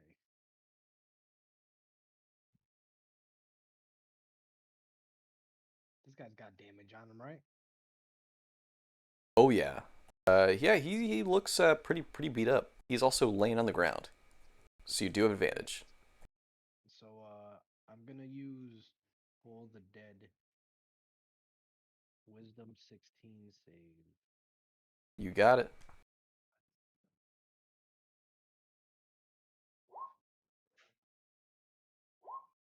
And I still have not succeeded on a single saving throw yet. He rolls a 6. Nice. My roll not go through. I'm not seeing one right now. Did you just roll like the D12 necrotic? Oh, there we go. Oh, and of course it's a 12. Ooh, beautiful. He looks on the absolute brink of death. You can the only like sign that he's alive is like a wheezing noise that he's making in his lungs.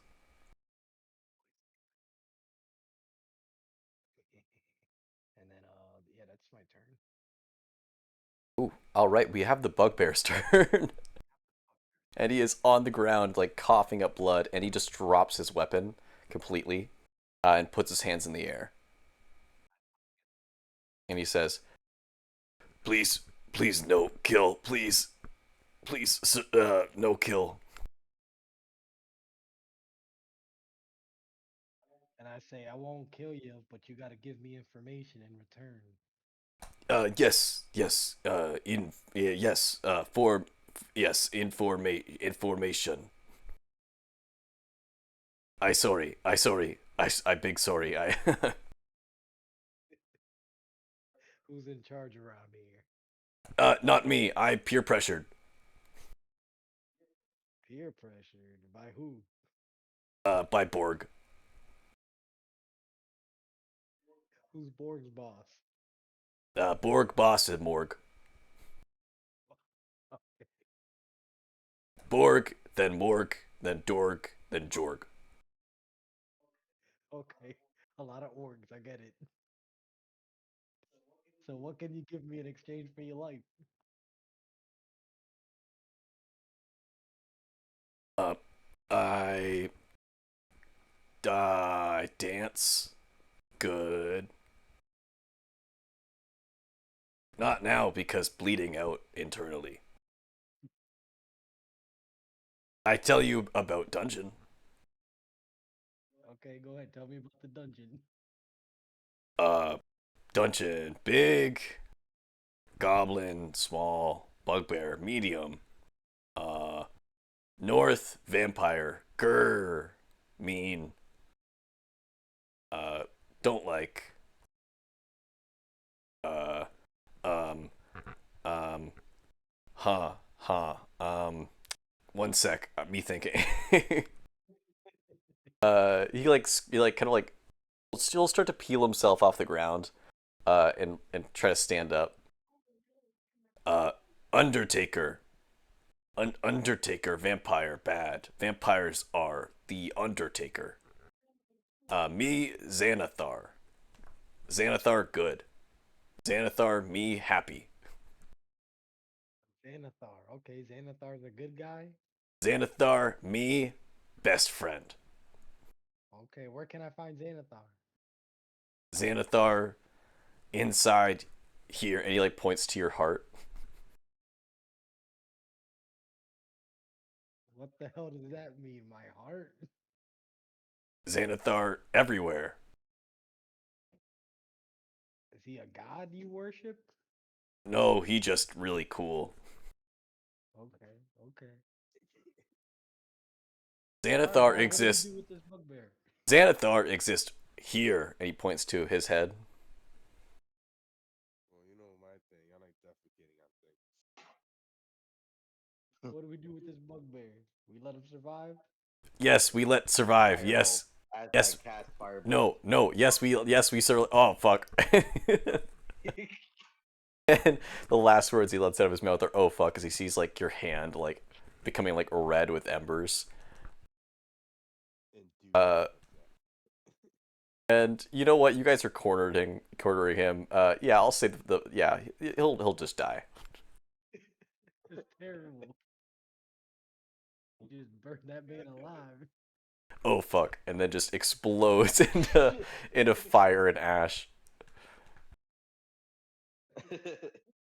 Well, that's an unpleasant smell.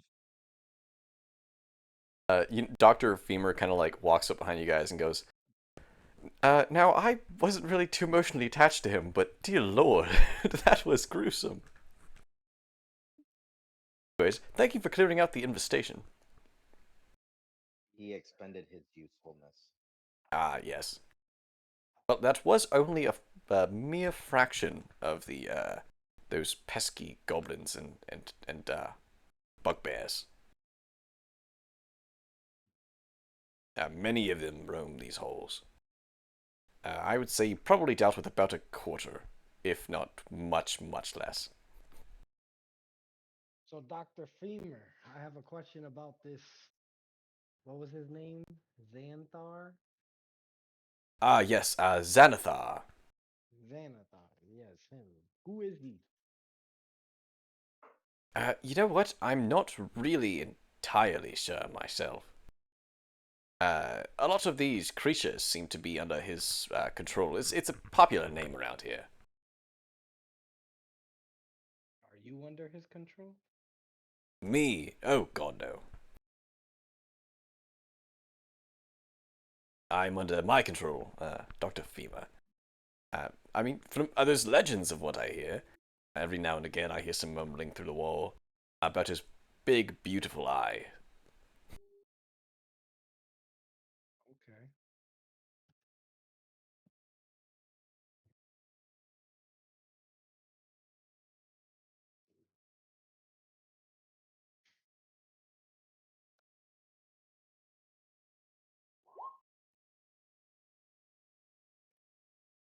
Oh yeah, you guys can have a little handout, a public handout.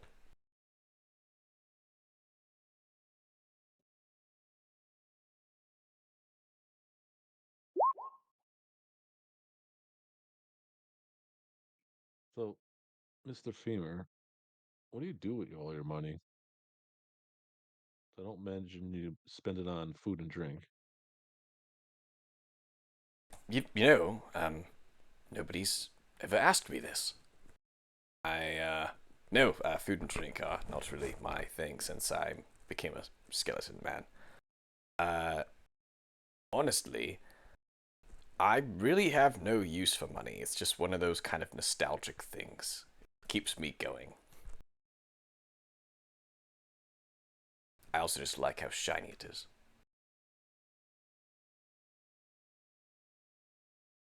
I think you should play a joke on somebody.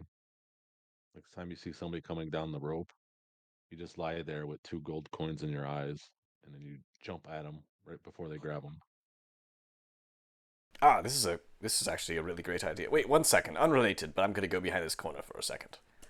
And he like goes behind the corner, and you hear like the rattling of bones dropping to the ground. And he's got two gold coins in his eye sockets.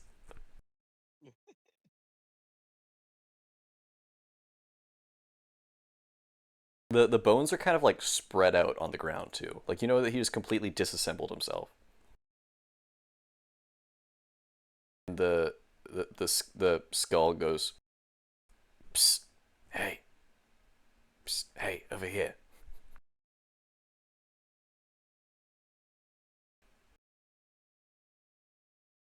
The bones start to reassemble. Well, that was a waste of time. No one took the gold coins. I'll take the gold coins. You will? Oh, wait, shit. One second. Look away for a moment.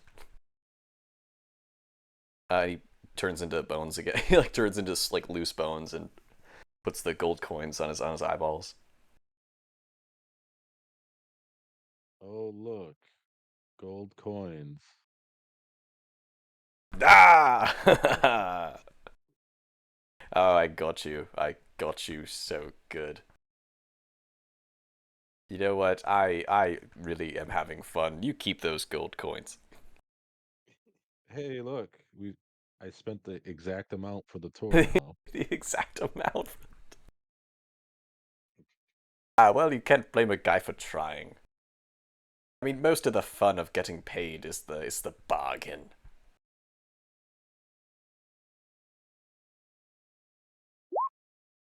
So, which way do we want to go? So, I mean, that's really, should we go after the vampires or should we just keep following wherever this place takes us? I say we explore everything. It's just a matter of which way do we want to go.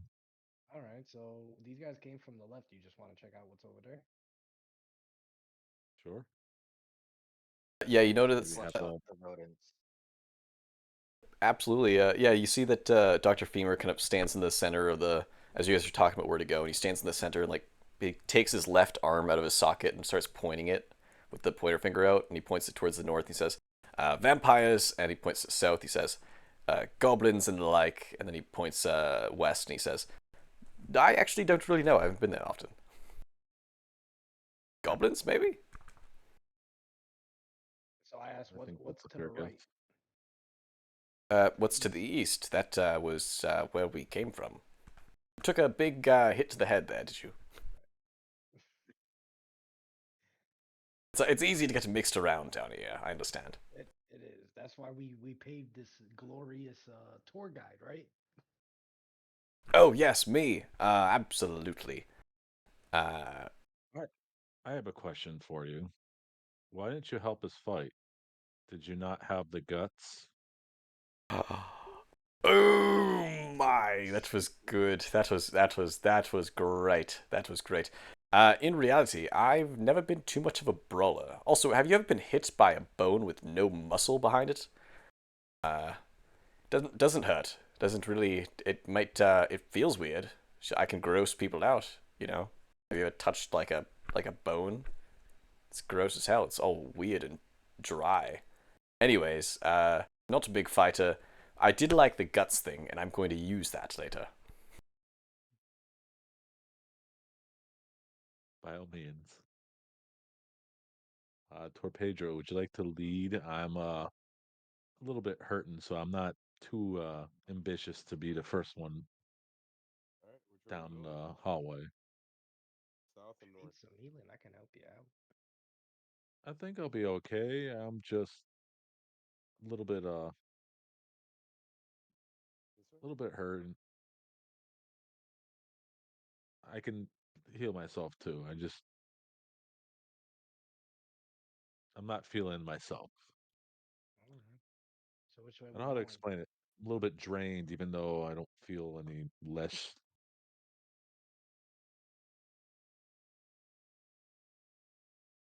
So which way we going? Pedro's This going way? south. We going south? I don't know. Well, Is that yeah, where we wanted to you're go or leading. no? You leading. We following. Let's go. Are we playing Chase the Raccoon? Chase the raccoon indeed. I haven't played this game since I was just a young boy. I can I only had imagine skin if they back come then. across any more creatures, they just see a raccoon being chased by a fox. A raccoon being chased by a fox, being chased by an owl, being chased by a lion, being chased by a skeleton. I love this. This sounds like some Hakuna Matata stuff right here.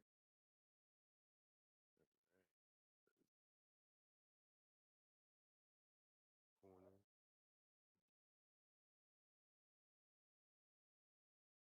Ooh, now, actually, never mind. Yep, and nothing weird happens. You guys are just having a blast. All right, this is awesome. On our merry way down a long Now, path. as you kind of get to this corner, you spot a dead goblin on the floor.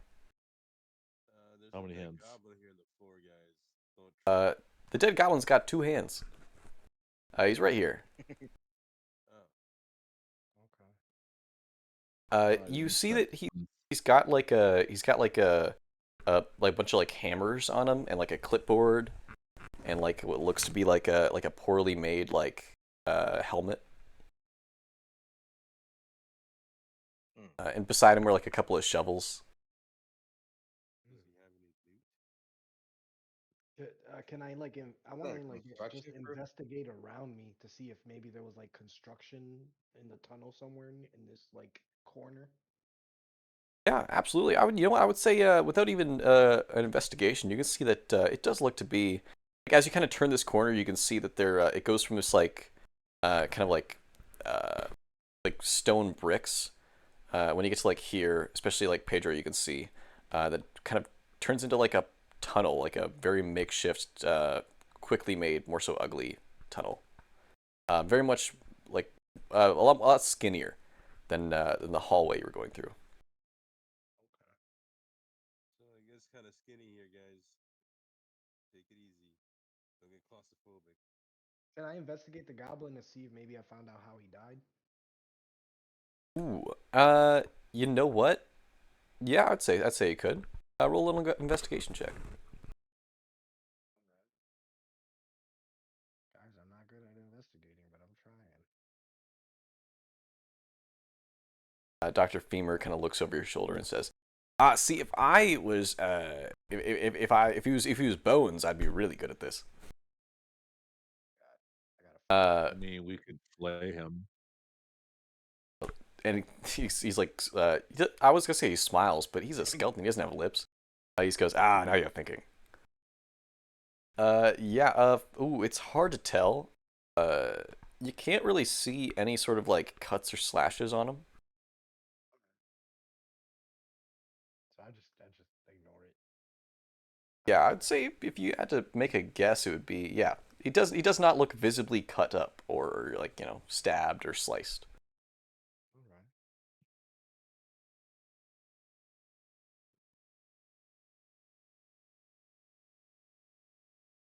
Alando steps in to investigate. All right, Orlando. Ooh, yeah. This thing, I believe it died from internal bleeding after being hit in the stomach, like in the ribs, incredibly hard by something like bludgeoning. It seems like from your guess, from all like the boulders around from the construction, it seems like at some point, when they were building this tunnel, some sort of large boulder fell on him and just squashed his insides. Hmm. And then they probably just dragged the body out here.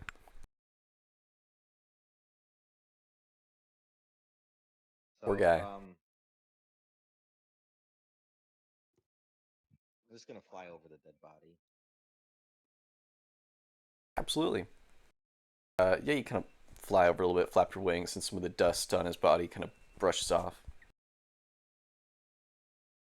Uh, Dr. Femur walks over and kneels down and grabs one of the little like rock hammers that he's got on his person, and he puts it in his overall pocket.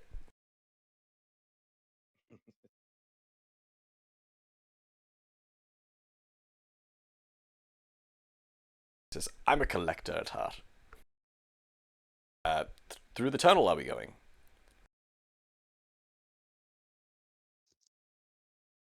Looks like Yes. Absolutely.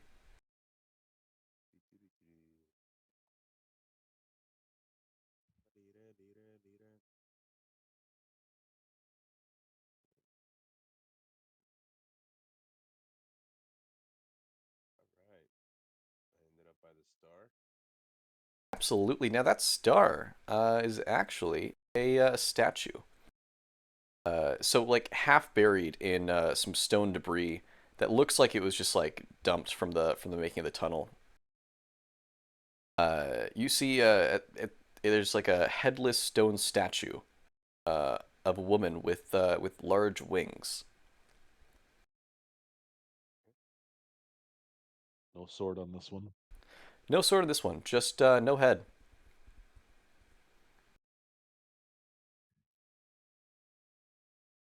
You guys want to investigate this? Looks like somebody blew our mind.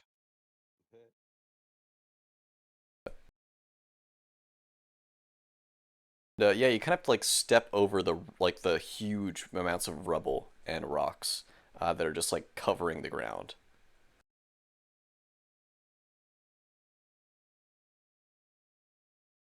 You can roll an I'll investigation like land if them. you'd like on the whoever suggested investigating. what's that?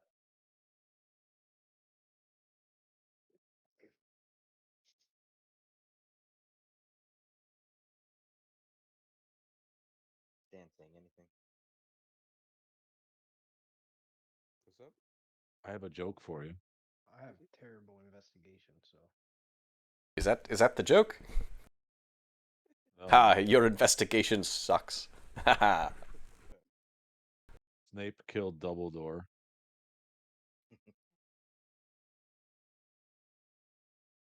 These friends of yours. It's just a bad joke. Oh, sorry. Aha! No, it is funny. I understand it. He rolls deception. I totally get it. That is good. I am an intellectual. For a guy with no brain, all right, I understand jokes quite good. A wise guidance on.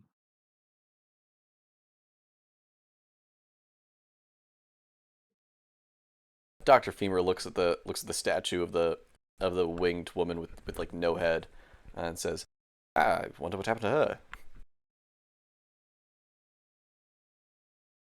It's the state of statues in this place. I mean, I'm just a tour guide. They should really get a janitor. I'm going to investigate the statue. Absolutely, go for it. Ooh. Uh, you know what? As you're looking at the statue, it is made in great detail. It's not at all uh, like the knight statue that you found with the sword. This one has not withered away at all with time, except for the absence of the head. And if you can like kind of peek at you're kind of if you like even like flap your wings a little bit and you can get a good view of the top of her, and it looks like the head was very cleanly sliced off. Okay, interesting.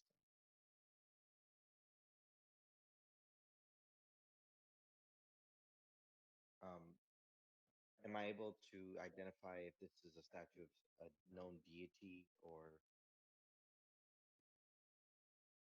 You can give me a religion check actually. okay?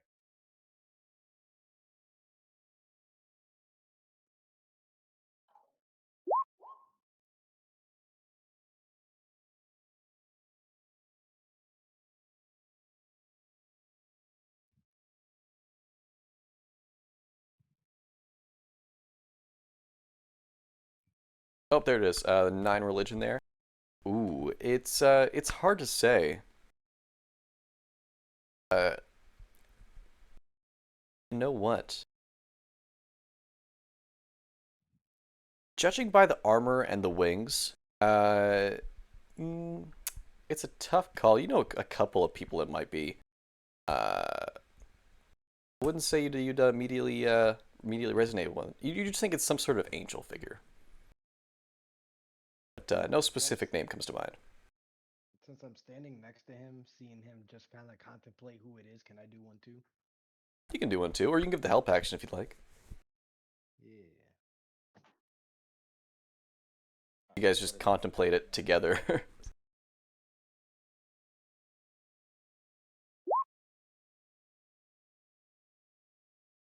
This is Zariel.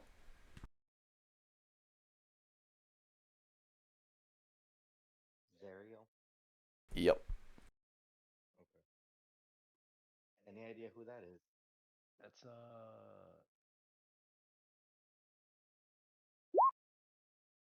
that the It can be a pretty big name from place to place. She's doing some weird stuff down at Baldur's Gate. Yeah, she was an angel.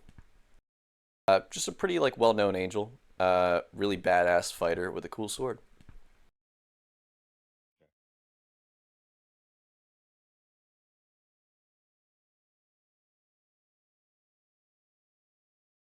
So I asked Mahis, does this room look like a temple to this Zariel figure?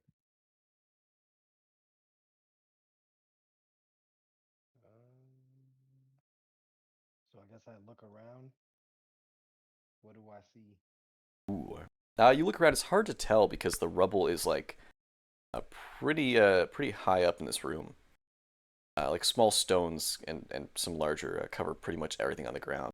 But on the wall there are many like candelabras that are currently unlit. But it does look like a quite peaceful room, and it's very delicately made. It looks like someone took a lot of time, a lot of effort, a lot of patience crafting every part of this room, which is a bit unlike every other part that you've seen so far. So I'd say, yeah, some of you thinks this is the work of someone who's fairly devoted towards this room being good. So it could be a sign of place of worship. Alright, so I turn around and say, yeah, it could be a place of worship. Someone took time to build this and put this statue here for a reason.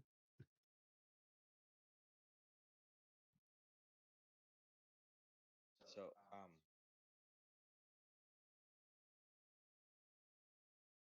Uh, gonna check, start investigating the room. Absolutely. Yeah, if you can investigate the room. Give me a little investigation check. Let me check something real quick.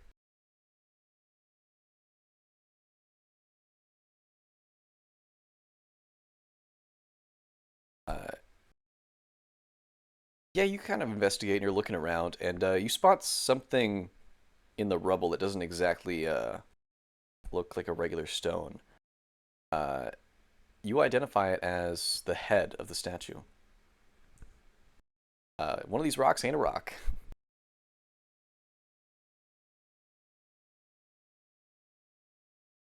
So I'm just gonna ignore it. You got it. Other than that, there are two exits you can see. There's like some double doors here, and there's one single one there. Split the party.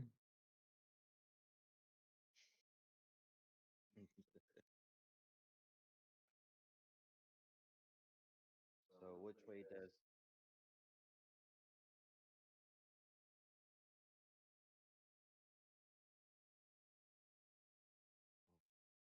I have to go single file at the door on the right? Well, let's ask Bone Man, Dr. Freemer. What do you know about these doors? These doors. Let me. Not Hmm. literal door. What's Oh, behind the door? I mean, he looked quite excited to talk about the structure of these doors, and then his face just kind of like droops down a little bit. Oh, yeah. Well, whatever. Well, down that way, he points to the single door, on the west side. He says a rather gloomy hallway. Uh, it's it's one of those places that just, it's how do I say this? Just really depressing. Like when you walk in there, it just kind of gets you down. People call it the Hall of Hopelessness. I don't really. I think that's a bit dramatic, but that's just a name for it. Let's see. Other this way, down these two doors, it kind of splits off into a couple of paths. I believe that would be.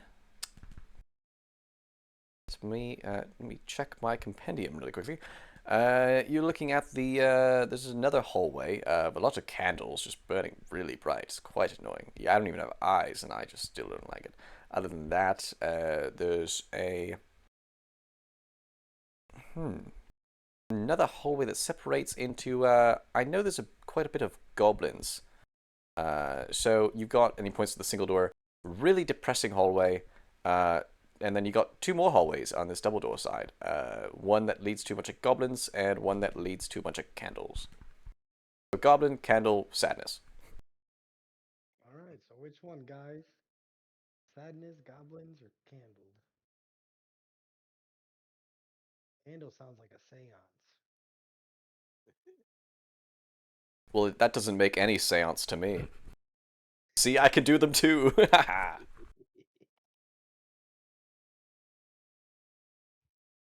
He's gonna go for a high five from Oryx. I don't know what you guys want to do. I guess Put I'll him high out there. five him. Stealing my thunder. Yeah, sorry. It left me open there. I had to shoot. Owl man, what do you think? Here, Owl here I man, thought you didn't have a funny bone in you. Ah, damn it. I was the funny guy for like 2 seconds. It felt good though. I got a taste of power, and now I'm never going back.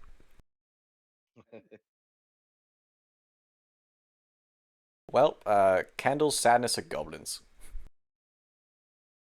So we kill the um, goblins. let's vote.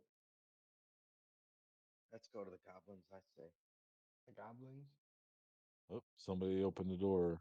Oh, Oh, my my bad. bad. I think that was me.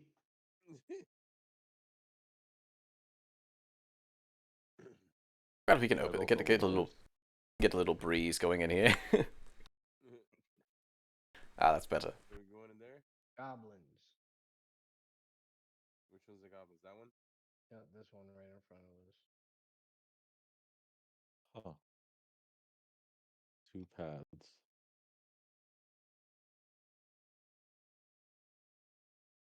Dr. Femur, which way did you say the goblins were? South? 1 second, my token just completely disappeared for some reason, and I don't know why. Oh, there he is. Oh, oh, there he is. Okay, he just like vanished for a second on my screen. I was like, what the hell? Yes. This way here. He walks over here, does a little dance. Goblin Town. Down here, Candleland.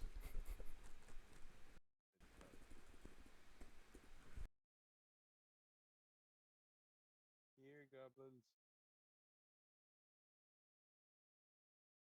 What time are we playing till? I'm actually good to end whenever now. I usually go between like 2 hours and three. It's been what 2 hours 45 minutes.